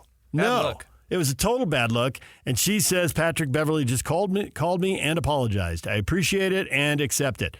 The Bucks also reached out to apologize. I've been in news for over 40 years, and kindness and grace always win. Now, Patrick Beverley has to reach out and apologize to the two Pacer fans that he threw the ball at. I don't know what he heard. I don't know what was said. Possibly he was provoked. Maybe it just came out of the blue. I don't know that. But the person he hit, actually the two people he hit, the first time he threw the ball, it looked like he hit a woman in the face, and it looked like her head slammed into somebody else's head. So the first ball looked like it hurt two people. They weren't even looking at him. I would be stunned if they did anything that deserved to be in the middle of anything. Maybe he just has bad aim. So a guy got the ball as it caromed back, and he tossed it lightly and gently towards Beverley. It was no attempt at retribution, just basically giving them the ball back. And this video's out there. You can see it for yourself. And Beverley takes it and just throws it as hard as he can. We used to play a game when I was a kid called Burnout. You threw the ball as hard as you could, and the other kid had to catch it, and then he threw it as hard. Whoever dropped it lost. And you just wind up and just throw it as hard as you could from like 15, 20 feet away. That's what he did. And that one definitely hurt somebody. And then his teammates intervened. It looked way across the line. Then he went in the locker room and did this. I don't know if it's because they were losing the game. I don't know if he thought he heard something. I don't know if it's because that was the last game of his NBA career because he's just about done and they got eliminated. So maybe that was literally the last game of his career. But it was all just way over the line. So one apology down from Patrick Beverley. I expect more coming. All right, your feedback from today's show.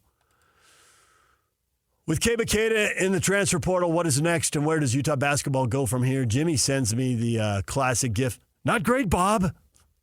Can't argue with that. Not great. Talent leaving the program. Not great, Bob.